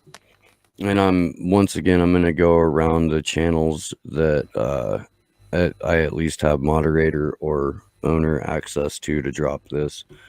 I can't do that on the MCSU network, but I will get a hold of Nico later and make sure that if he doesn't do a full episode on it, that he at least makes it available to his audience. Yeah, I did a vigil partly with Nico on the day that Julian was arrested with Vivian Kubrick. We had an emergency vigil on that date. So I remember. Yeah, Nico House was there, Gordon, DeMac, and a few other people. But yeah, the main people that were on when I was on were Nico, Gordon, Vivian, who else? A few other people. Yeah, that was a day to remember. Yeah. Gordon should be joining us tomorrow. And I'm looking forward to that. We're supposed to have in about 40 or 45 minutes, Adam Kokesh should be jumping in briefly. It's going to have to be briefly because I've got to go to fucking work. I know, me too. I'm going to have to skedaddle here pretty soon. Well, I'm going to look at the response I got from the Crown Prosecution Authority. They did respond to me, but, you know, I looked at it quickly. It looked like bullshit, so I thought, I'm too angry, so I'll look at it tomorrow or the day after. One must never respond in a huff. That's true. Certainly have learned lessons from that the hard way. So, yeah. Well, no comment. At least I got them to respond quickly because they wanted more time.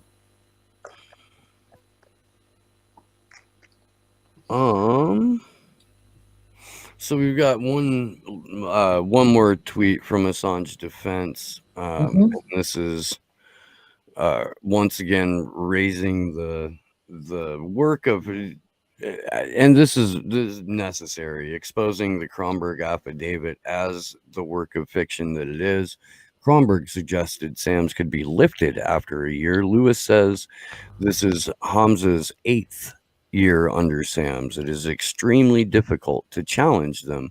Must go through a long, drawn-out process, administrative remedy process before going to court.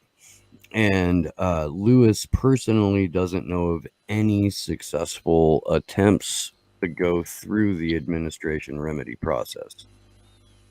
So here again, I mean, the Kronberg's document, I think every time a member of Julian's defense team stands up, like one of the things that they need to do is just reestablish for the judge here just what a complete and utter fantasy this affidavit is, and for as much as the prosecution is relying on it as if it's their like spiritual guidance textbook, it needs to be completely and utterly discredited inside of that courtroom. Well, it's already been discredited by the defense witnesses, and the fact that they're not bringing their witness in the stand to be cross-examined shows that the evidence is weak and probably not credible, and that's why they're not bringing their witness in to be cross-examined.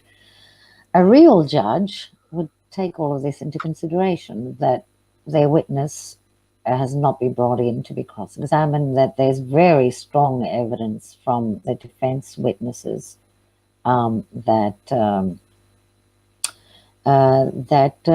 Julian would very likely be tortured in one way or another in the US. And also, I think the groundbreaking, the big bombshell was that they have breached an undertaking given to the European Court and the UK Court. So they don't have a good record of giving undertakings. And I hope if Lewis Megabrain has to give an undertaking, I hope he considers that very carefully and says something like, I'm instructed by my client to give an undertaking. But in any case, as a prosecutor, he's not in an ordinary position of an ordinary lawyer. You know, he's got higher duties as a prosecutor to respect due process and human rights, etc. That, you know, that list of 8 principles that you put up on the screen now from the speech given by the former Attorney General in 2013, the UK Attorney General. So I think the prosecutors will have to think long and hard about what undertakings they may give on behalf of the US in this trial, given that they have these extra duties. Isn't the burden of proof on the prosecution anyway, you know, to prove that this isn't, you know, that he it's not a normal it's not a normal criminal trial. No. Because it's an extradition hearing. I would have to think about before I say anything. But it's not an ordinary criminal trial where the onus of proof would be on the prosecution. I think in this case, because the presumption is for extradition under that stupid agreement that the UK has with the US, there's a presumption for extradition, and there's a whole mess with the extradition treaty of 2003. The extradition Act of 2003, which again is very favorable to the US, and the extradition treaty of 2007, which expressly excludes political offences, and the prosecution has been trying to argue that the treaty shouldn't be taken into consideration. They're trying to, yeah. Well, I think it's a stupid argument because it's, you know, as Craig Murray says and others also, the Extradition Act is an enabling act. It enables a treaty, once it's signed and ratified, to come into effect. Therefore, of course, the treaty, because you can't have a new act every time the terms of a treaty change with the country. You're not going to, have a new act every single time. So you've got one enabling act, and then you can change your treaties afterwards as many times as you like. You know what I mean? I mean, that's the logical way of thinking about it. Otherwise, it just wouldn't make sense that every time there's a new treaty with one country, you have to change your entire, you know, amend an act all the way, or, well, I suppose they could amend an act, but anyway. I think that the treaty is a legal instrument that must be taken into consideration, and it clearly excludes political offences, and we are clearly in that context. You know, so that's another thing to that I imagine will be considered. I'm not sure what the closing argument will be about that aspect.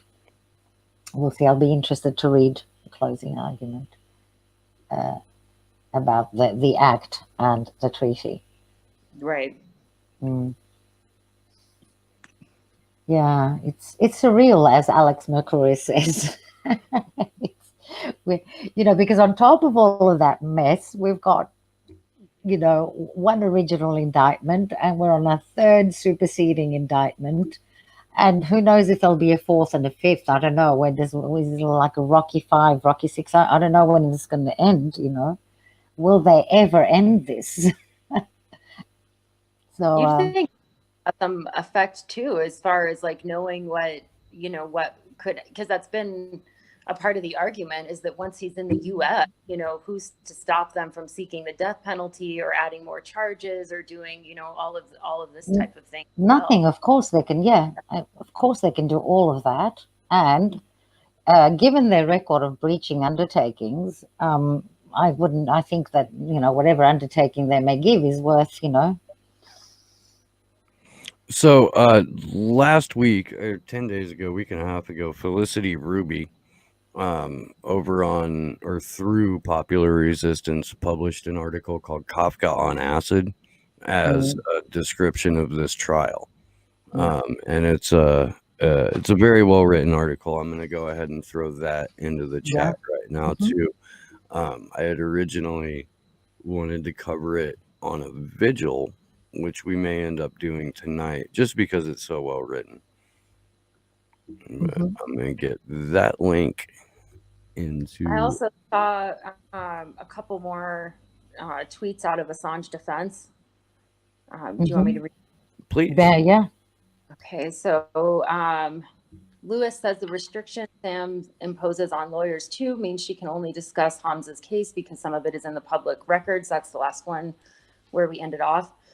Lewis confirmed Sam's conditions: extremely limited communication with the outside world, no interaction with other inmates, solitary confinement for sometimes years at a time. Kromberg suggested Sam's could be lifted after a year. Lewis says this is Hamza's 8th year under Sam's. Extremely difficult to challenge Sam's. Must go through long, drawn-out admin remedy process before getting to court. Doesn't know of any successful admin remedy attempts. Right. Let's see.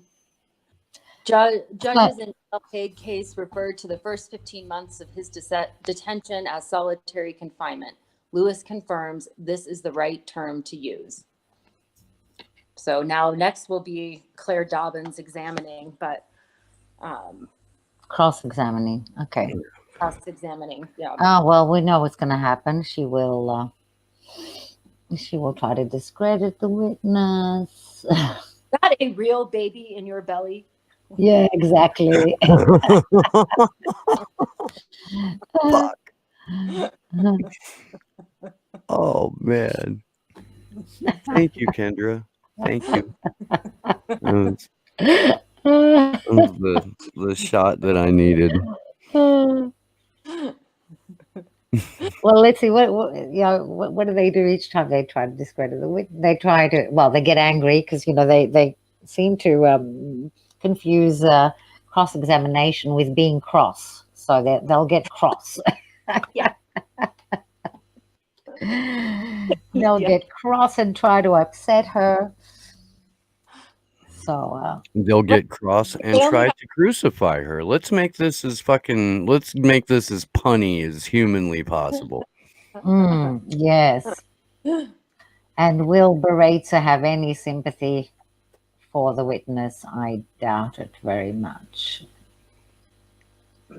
I mean, Although apparently she seemed to have she apparently showed some emotion when the torture victim was allowed to read his statement, but not allowed to really give evidence, just to read the statement, and only because Julian insisted she was going to throw that out. I forget his name. Do you remember the name of the torture victim that gave Masri? Yeah. Khalid Al Masri. Yeah. Yeah. Mm.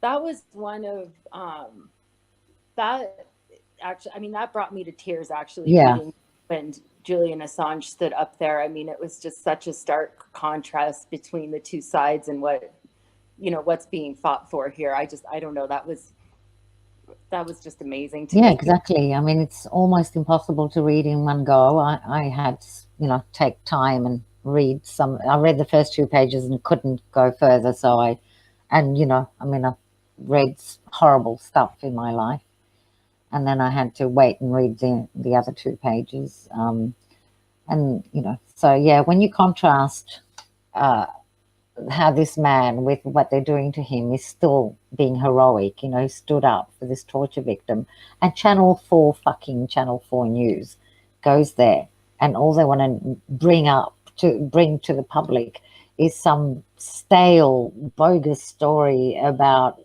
some rape allegation where even the evidence never held up, because, as you know, one of the pieces of evidence that was brought into the so-called investigation was a condom that was intact, even though she said it was torn, intact with no DNA, none, a brand new condom. This was the evidence. And Channel 4 News, instead of reporting this incident where a torture victim stands up in court, still being tortured, demanding that another torture victim is heard, that was not reported by anybody apart from some alternative media.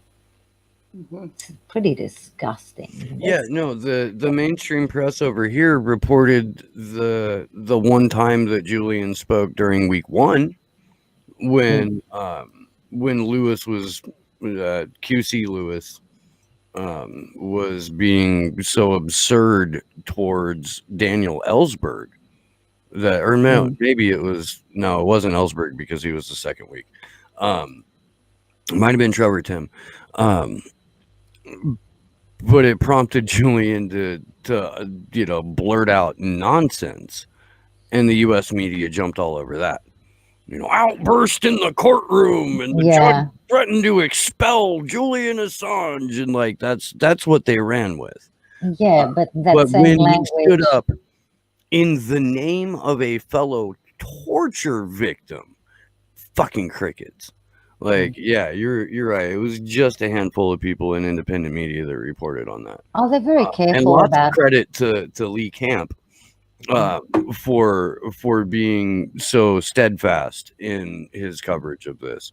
He's been doing some very, very good work, and I was definitely fortunate to be able to spend about half hour, 40 minutes with him live on Slow News Day. Yeah, I watched Sunday. So if you guys haven't seen that, you and all of the people watching, go to my channel, Slow News Day, and check out the interview that I did with Lee. We discussed in pretty good detail the amount of algorithmic censorship that is centered around this trial, to the point to where you can't put the reason that these videos are titled Press Freedom on Trial and don't say Julian Assange's name anywhere is because they will be even more buried than they already are by sheer use of the words Julian or Assange in the title, the tags, or the description. That's why he called his own show "The Man That Cannot Be Named." And yeah, I think it's a very clever way. I mean, I realized I saw Lee Camp underneath "The Man That Cannot Be Named." I thought this must be about Julian, and apparently that particular video went well. We got a lot of traction. Whereas if you're right, if you put, Julian Assange freedom, it'll be buried somewhere in Cyberland. So yeah, we have to find a way of getting around those algorithms. The man that cannot be named is good. Right. No, and this is something that, like, I've had conversations with Nico House going back almost a year about how to use tags in a video, and I never fucking do it, and I should, because he knows what the fuck he's talking about. He worked for a company that did internet marketing and shit like that, so I should be listening to him. And I do. I'm fucking short on the follow through on that, at least on my own channel. Well, when you do the crowdfunding or whatever you do, you should. Sorry. What, Kendra? Sorry, guys. I just was going to say bye. I got to jump Okay. Okay. Well, great Bye, seeing Kendra. you, and on. Bye, Thank you, Kendra. bye.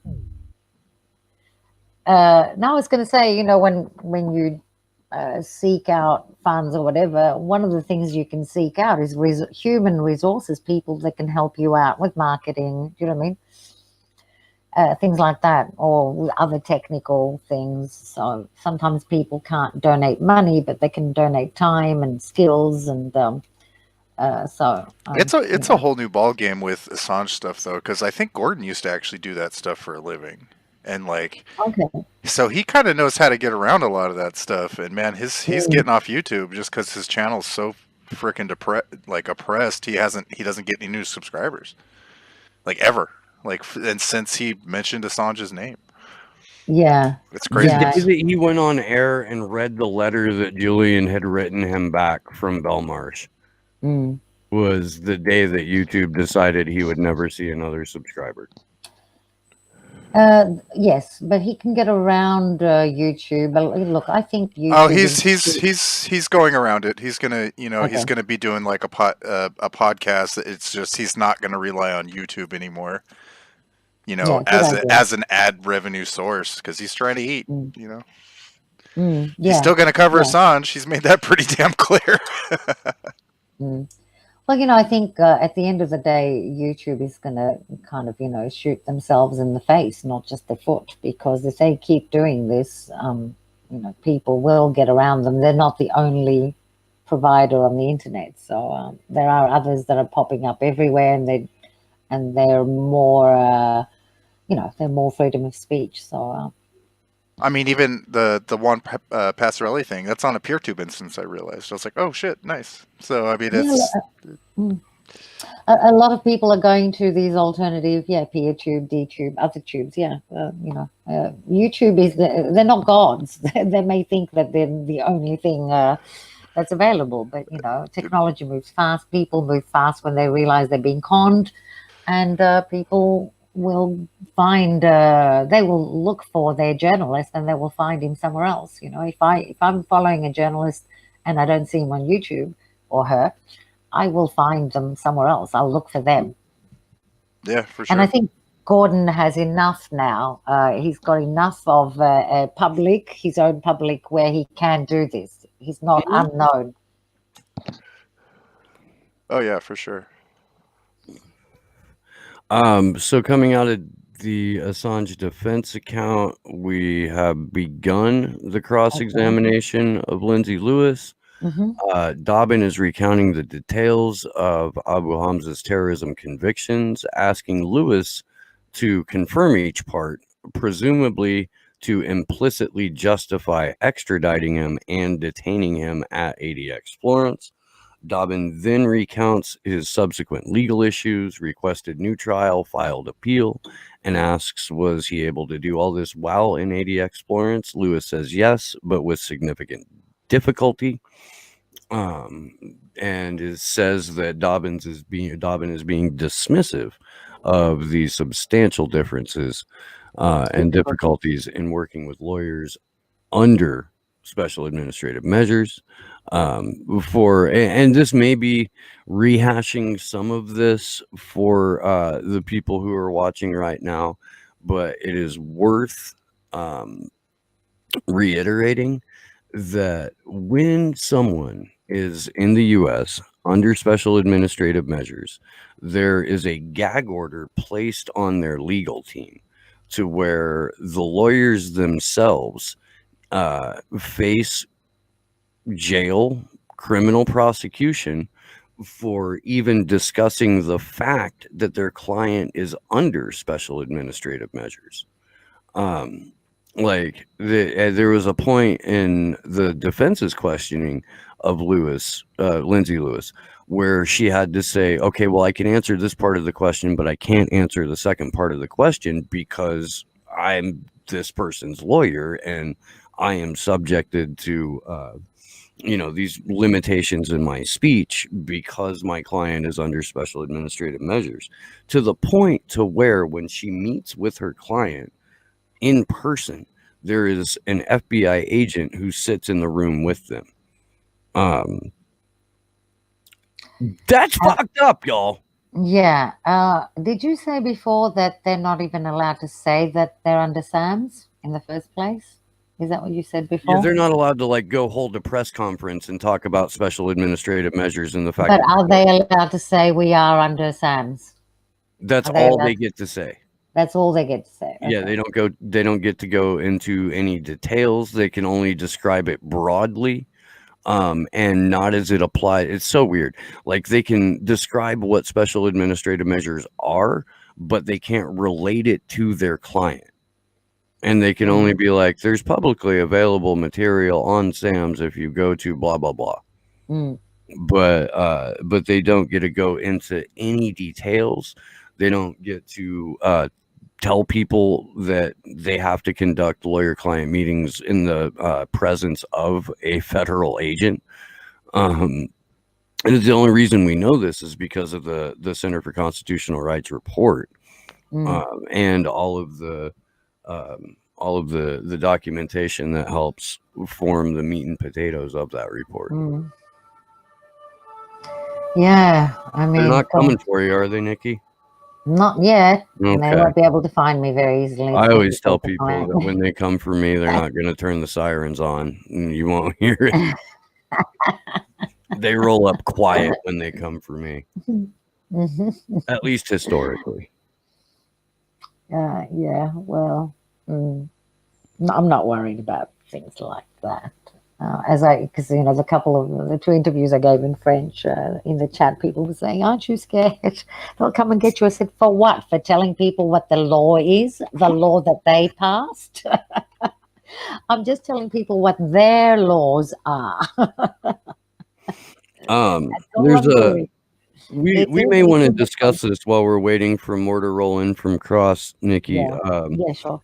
Mariana in my chat says, don't news channels tell the truth sometimes to keep idiots from realizing the real reason they exist is to lie and misinform them? Sure.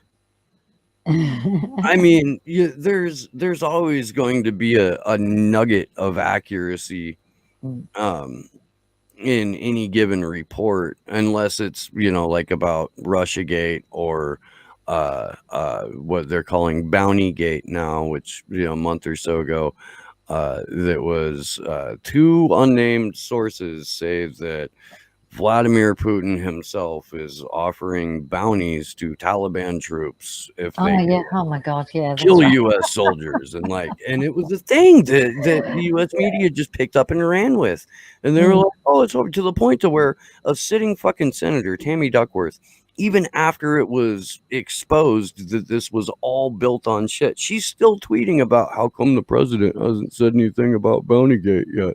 And it's like, look, dude, if our elected officials are kept inside of an information bubble so tight that even retractions on the networks that they watch aren't sinking in, we're fucked. Well, successful lies must always rest on some truth, So, of course, whatever they build on a daily basis has to have at least something that holds. Well, since 2012, we've had legal propaganda. on our airwaves. The modifications to the Smith Modernization Act, signed by Barack Obama in the National Defense Authorization Act of that year, 2012, states that propaganda is fair game on U.S. Airways, and here's Michael Hayden, or here's James Clapper, or here's retired General what's his nuts to come and Yeah, we tortured some folks, and we'll torture you too, folks. And that's all, folks. Now, the other thing I wanted to, maybe we should bring this up. The Nobel Prize is going to be attributed soon. I think it's on the 9th of October. So, yeah, Julian has been nominated for that prize for how many years now? I think 8 or 9. And so far, it's only the war criminals winning it. Yeah, well, Julian himself said the mark or measure of service to humanity is no longer a Nobel, but an indictment under the Espionage Act. Yeah, I think he's right. And was it ever? I mean, have they ever given it to somebody who actually did do something good for peace? I'm trying to remember. Mahatma Gandhi was nominated several times, never got it. Kissinger, who's a war criminal, got it. Obama got it in the hope of him bringing peace, and he definitely didn't bring any peace. I'm waiting for them to give it to Trump or Bush. Yeah, they've forgotten Trump. I think they should give it to Trump. I think George Bush should get a Nobel for his artwork. No, for peace. Right. Definitely. There was some fucking idiot that was either trying to play coy or was just completely like living in a fantasy world. And so Adam Kokesh is trying to get in, and we'll be on shortly. Yeah.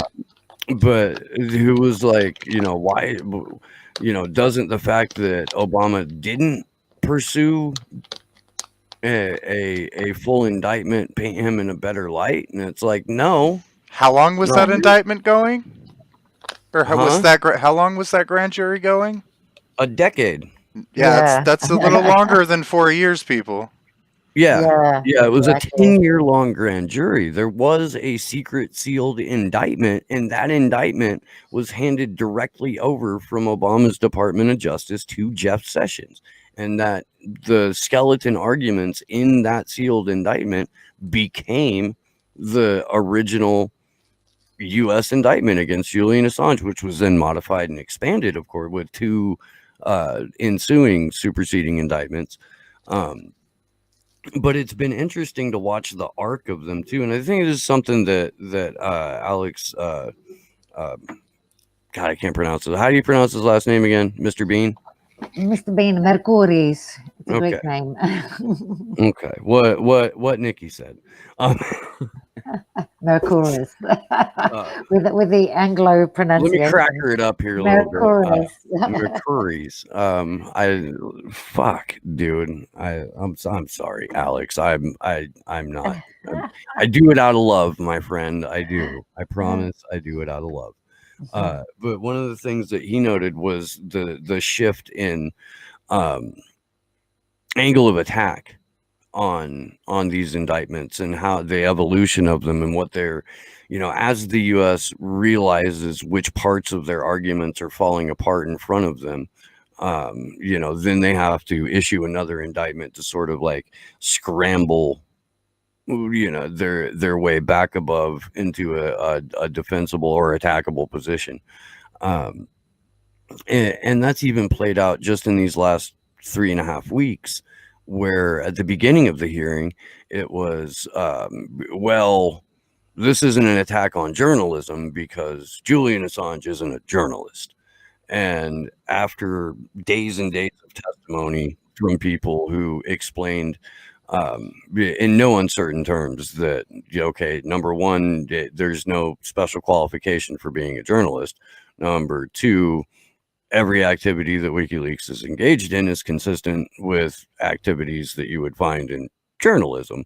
And oh, by the way, there's an entire, bookcase full of journalism awards that both Julian Assange and WikiLeaks have won. Then they went from, okay, so he's a journalist, but the U.S. gets to prosecute journalists now. We decided that that's a thing that we're going to do, and that journalists can be hemmed up under the Espionage And Act. they specifically talked about the New York Times. Yeah. And then it came out that, okay, well, that's kind of, what do you call it, fascist. And they had to backpedal from that line of attack. And they're like, well, he released the name of informants, and that's why we're going after him. And Lewis spent days going, well, no, there's all of this stuff in the indictment. None of that really applies. It's just these specific charges right here about releasing the names of these informants. That's the only thing that we're focused on. And then it came out that if anybody released the name of informants, it was David fucking Lee. And so now they're like, fuck it, we're just extraditing him. We don't really have a reason anymore. But you can't prove that we're going to do the special administrative measures things. So, just give us the fucking guy, and we'll not talk again.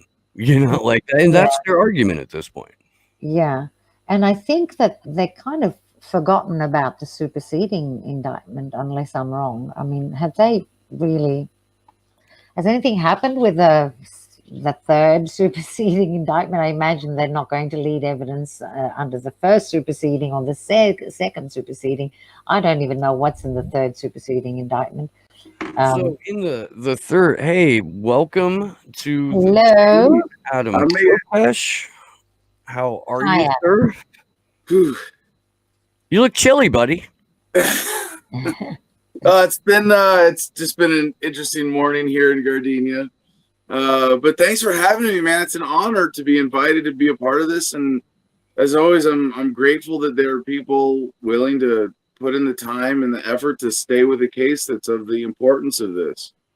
Yeah, since you're on the West Coast, you can certainly feel the extreme sleep up and pain that Sleepy Josh and I have been putting ourselves. We're up at like 2 to get ready to come on at between like 2:45 and 3 o'clock in the morning for these. And I'm gonna have to hop off here in about 20 minutes because I got to go to work for another 8 hours, and then I'll come back and do the vigil tonight, and then maybe get a handful of hours of sleep and wake up and do it all over again. But fuck, dude, every time I start to feel sorry for myself, I'm like, there's a guy at the Old Bailey who has to sit in a fucking glass cage, who had to get, strip searched and then put in a vertical coffin as a transport vehicle to be brought to the glass cage so that you can watch a show trial play out that will decide not only his fate, but the fate of investigative journalism going forward. And then I don't feel so bad about my sleep debt.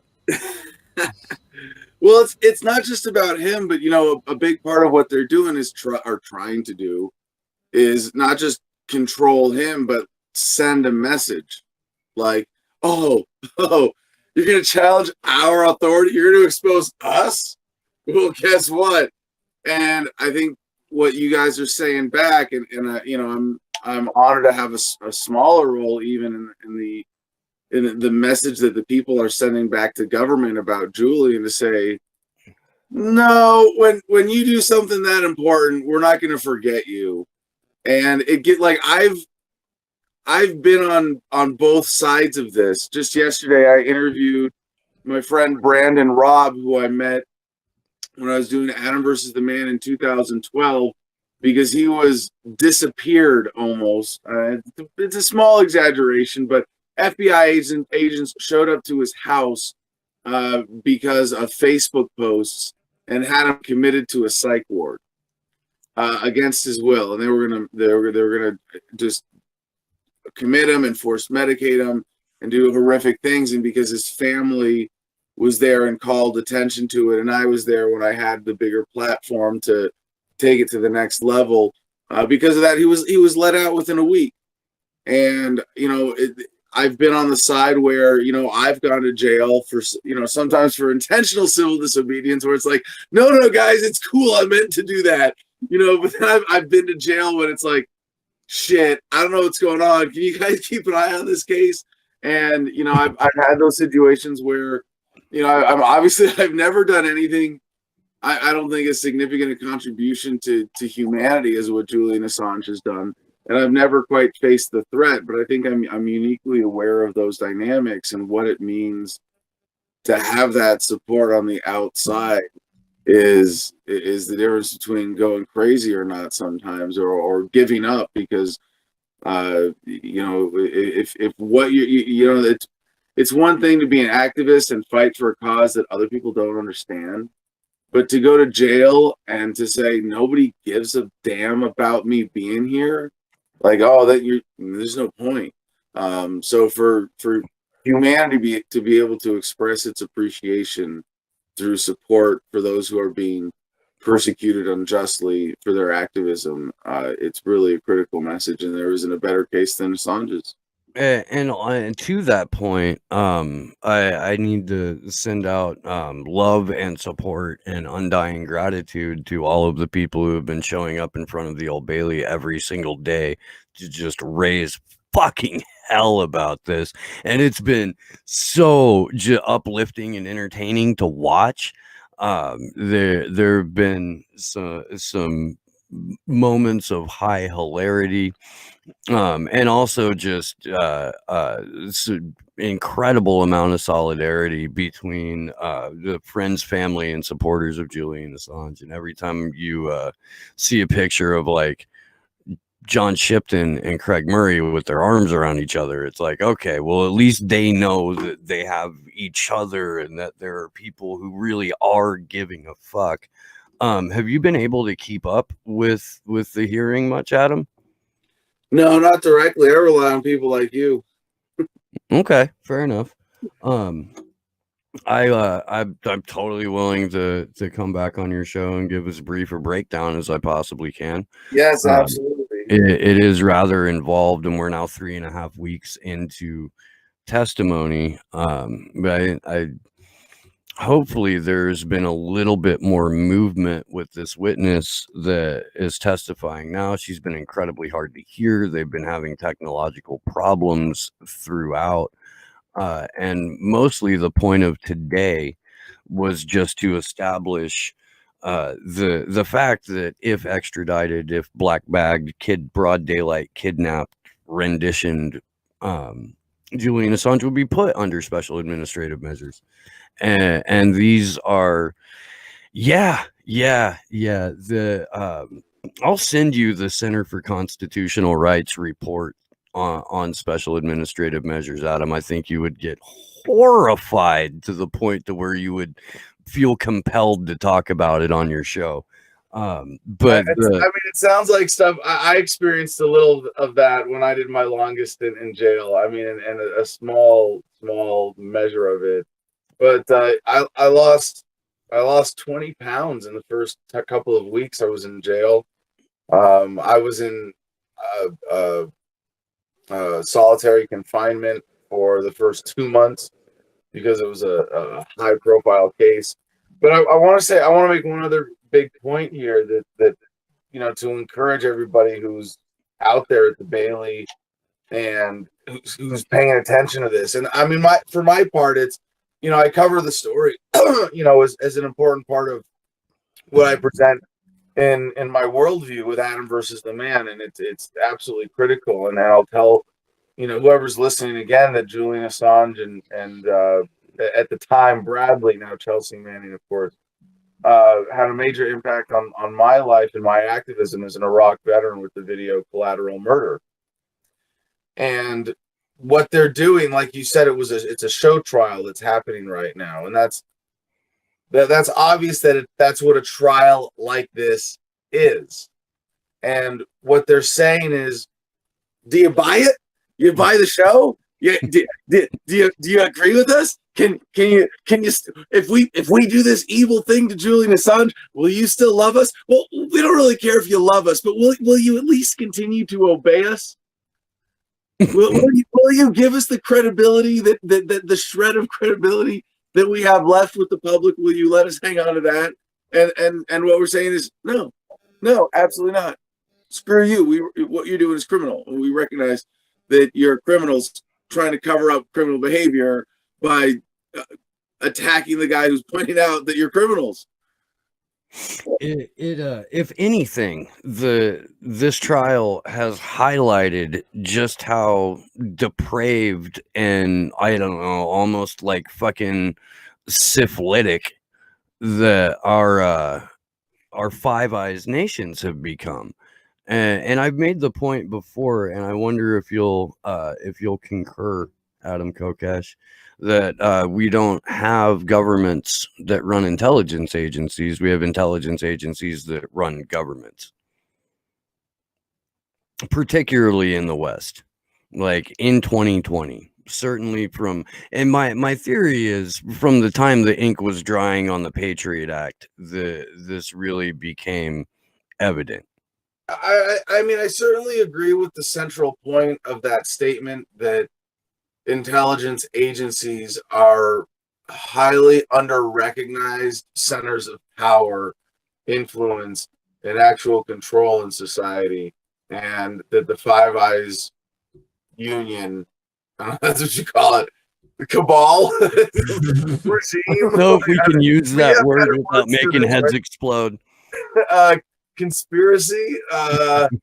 Yeah. Anyway, the Five Eyes intelligence apparatuses are outsized and capable of and committing some significant evil. I don't know if I agree with the blanket nature of that statement, though, because the role of corporatism and lobbyists and in the banking industry, would have to be weighed on the same level.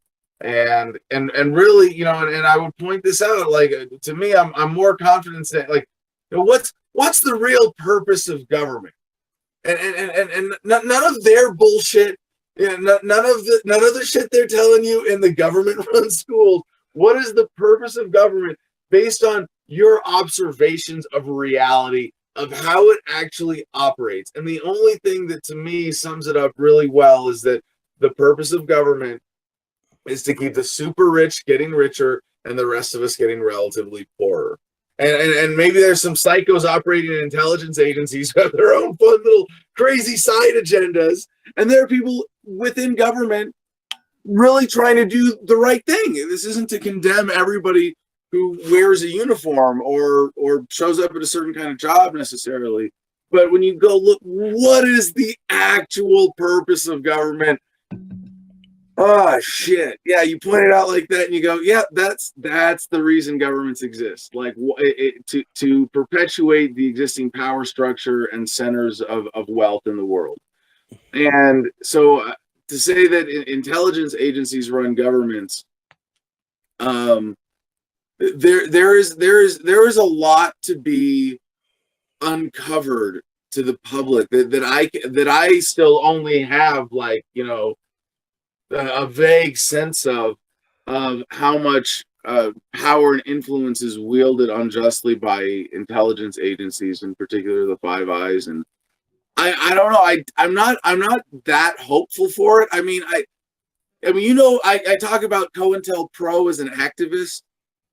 For those of you that don't know, anybody who cares about Assange's case or is any kind of activist yourself or independent media producer even, you need to know what COINTELPRO is, and that's Counterintelligence Program. So it's like COINTELPRO, as it's written. There's a pretty solid Wikipedia page about it. Cynthia McKinney has studied this, and this is how the FBI actually had a program to render ineffective the anti-war and Black Panther movements in the 60s and 70s, and a lot of the assassination by cop incidents were the responsibility of this program. And it was only exposed because a group of activists in the 70s, I mean, how scary is this shit?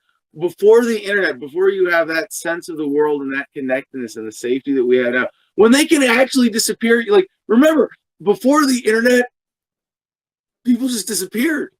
Like now people kind of get disappeared, but they get really noticed, like it's hard. We're really good at loving and supporting and keeping track of each other that way, like never before. In the 70s, a group of activists broke into an FBI field office, stole the documents, mimeographed them. This sounds like ancient shit. This was your parents' generation, if not yours. Like, or okay, maybe your grandparents. I'm a little long in the tooth myself at this point, but they broke into an FBI field office in that day and age and stole the documents, mimeographed them, sent them to Congress, sent them to what they could of the major media, and got ignored for a while. How scary is that? Like, you reveal that this evil is happening, and then you think that there are authorities in society to report it to, and the authorities go, we might be in on this. In fact, some of us are, and we're going to have a hard, it's not going to be as easy as you think. It's in the 70s. Holy crap. I can't imagine how much scarier that, I mean, the first time that I got arrested, it was like for activism, what, 2007? And, it was already the age of the internet. We already had that level of connectedness and accountability. So, I think about people not having that awareness of COINTELPRO, of what's going on. And that's just what we know from 50 years ago. And, they got called on the carpet in front of Congress, and the FBI said, "Oh, my bad. I'll never do that again. I promise." Like, okay, now what the hell are you doing now? And there's so much that we don't know about that. I think of this as almost a symptom of the deeper disease of statism, of turning to authority, of accepting an authority based on violence and coercion instead of peaceful cooperation. That governments as we know them today are monopolies on force. That's what it comes down to. And that I still, as pessimistic as that sounds, I want to point out how optimistic I am for the long run, for humanity, that this is a beautiful dance forward. 2 steps forward, 1 step backwards, maybe, but humanity progresses. It was Cynthia McKinney who first brought it to my attention the first time I had her on my show, that COINTELPRO moved out of Quantico and into academia, and that's where they took up root and get to operate with almost entire impunity, and then that's corroborated by Ray McGovern when he talks about the Mickey Mat as the conglomeration of institutions that we're actually up against, and that's the military, industrial, congressional, god damn it, Mickey Mat. I'll look it up again. Somebody in my chat will have it pretty quick too. But it's the academia, media, and think tanks, and it's just this conglomeration of organizations that have all just sort of melded into this one blob of draconian surveillance and removal of civil rights and liberties, and holy shit, man. It's an uphill battle, but I wouldn't be an activist if I didn't maintain a fucking little nougat caramel center of hope inside the dark, empty hole that is normally my heart. If I may point out one other thing that I see in this that I think is again very underreported or recognized, is, you know, as a libertarian, you know, we like to geek out on economics because we look at the flow of value and how ethical violations reduce value for society, our ability to meet human needs. And when I see all this, you see these budgets, and like we've come to accept this. We've come to accept that our government can just squirrel away tens of billions, if not trillions of dollars. The Pentagon, what, remember, I mean, the day before 9/11, oh, where did that $2 trillion go? I don't know, but a bomb went off in the room where we had the records. Oh, whoops. Oh, no, I mean, it was a miss. Oh, wait, no, it was an airplane. Yeah, that. Yeah, you know, well, hold. Like, and when you think about all these black budgets and all the money being spent on this, there's so much time and human effort being invested in not just evil, because most of it's benign in and of itself. Like, honestly, like, you know, the waste of government, most of it is not directly used for evil. Most of it's just, we spent money on stupid shit for people who didn't deserve it, or we wasted money. We had people like, and you know, when you see piles of government equipment in the desert, you go, the energy that went into creating that could have been making housing, food, clothing, shelter, whatever, meeting human needs. And instead it's going to this waste. And in these trials and the investigations and all of the man hours and resources that go into that is money that's yours, that belongs to you, the people, that's being stolen from us. And if not you directly, in the potential for you to live in a more vibrant economy where your opportunity to realize your value and to be rewarded for it that's been taken from us. And it's maddening to think, who has money in the world today? People who the governments want to have money. Not people who deserve it, I mean, to some extent, but meritocracy has been replaced by authority. And that means that the working people of the world and the common people of the world are being stolen from to support this racket. And that when you see that, you know, it's heartbreaking. And that's why the original credo of the cypherpunks, to kind of bring this back to Julian here for a moment, that what we're after is privacy for the weak and transparency for the powerful. That's why that is so significant. Yeah. Because like Julian Assange said, our task is to secure self-determination where we can, to hold back the coming dystopia where we cannot, and if all else fails, to accelerate its self-destruction.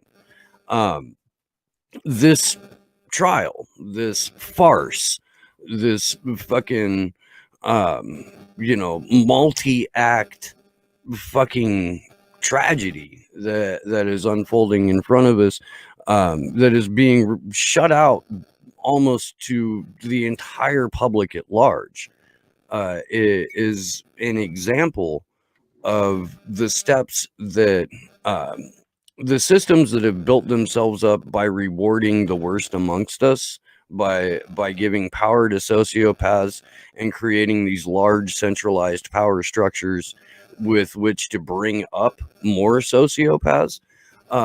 It illustrates that coming dystopia is here. And now we have two choices, and we can either accept it or we can push back and we can accelerate its self-destruction. Yeah. And keeping that in mind is so important. I want to point out one other thing to go back. The reason I told the COINTELPRO story was we need whistleblowers on that level right now. Otherwise, it's going to take a long time and it's going to be really ugly, but it could happen tomorrow. And in a sense, Snowden was, you know, the single most impactful whistleblower of our time, for showing the world, hey, this is what the American NSA does, right? And I think what what we need now is someone to accomplish that same level of exposure of this is how the machine works. This is the evil of government. This is the evil of modern COINTELPRO, of the modern manipulations of the intelligence agencies and the military. Or I guess you can expand it. As you said it, I'm trying to figure out the acronym in my head. What's it? Mickey Matt. Yeah. Okay. I think it was intelligence. Did you miss But no, I get it intelligence? that when Eisenhower first used the term military-industrial complex, the original speech was military-industrial congressional complex, and that's like one section of the cancer on society right now. And I'm confident. Like I said, I'm confident we're dancing forward one way or another. But if there's anybody listening who could do this, or who's you know what? I'm sorry.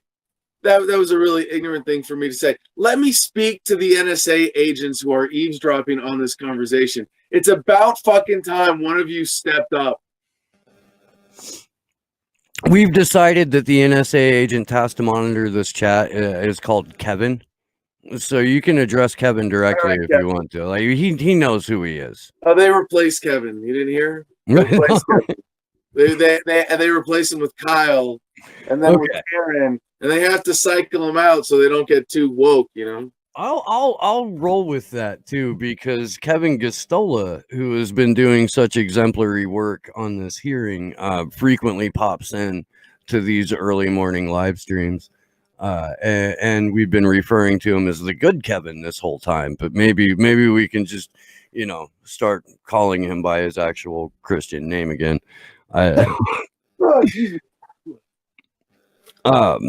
Well, guys, it is 20 till 8 on the West Coast, and I have to leave for work in about 10 minutes. So I'm gonna go ahead and wrap it up here. I would like to get some final thoughts from both of you, and for both of you to please let people know where they can find your work. There's no order here, so whoever talks first goes first. Adam, you go first. Oh, well, thank you, dear. I appreciate that. Apologize for my allergies this morning. I just gotta say it's an honor. It warms my heart as a libertarian, as an activist, as someone who's been to jail for civil disobedience, to know that this conversation is happening. And I want to just encourage everybody who's listening to find out why this is intriguing to you and listen to that voice and let it compel you to be more involved in the world around you one way or another. The technology is fundamentally empowering, but it means nothing without deliberate, conscientious application. And that's what we're doing. So I'm live 10 hours a week. That's right. I do 2 hours a day, Monday through Friday, with Adam versus the Man right now in our temporary studio here in the Freedom Wagon, which it's not a public bathroom. I know it looks like that. But no, this was the RV trailer I first toured in with my book Freedom, and my homestead, where you can find pictures of the kittens and all sorts of other fun stuff out here, is on Instagram at the Garden of Freedom. But my main website right now where you can catch me live is adamversustheman.com. And I had a blast the last time I was on your show, by the way, and not just because I outshone the rest of the class on the trivia. Like it was a fun experience overall. That panel. For those of you that don't know, I did a panel with Steve and 2 other independent journalists on censorship a few weeks ago, and it is one of my truly dear memories. Something that I'm proud of as a media producer. Right on. No, it was a great time, and I enjoyed thoroughly speaking with the other 2 gentlemen that you had on there. That was a whole fuck ton of fun. So thanks for popping in, man. I appreciate it, and hopefully we can connect at some point over the next couple of weeks and get together again. And you're also welcome on Slow News Day anytime. I enjoy our conversations, my friend.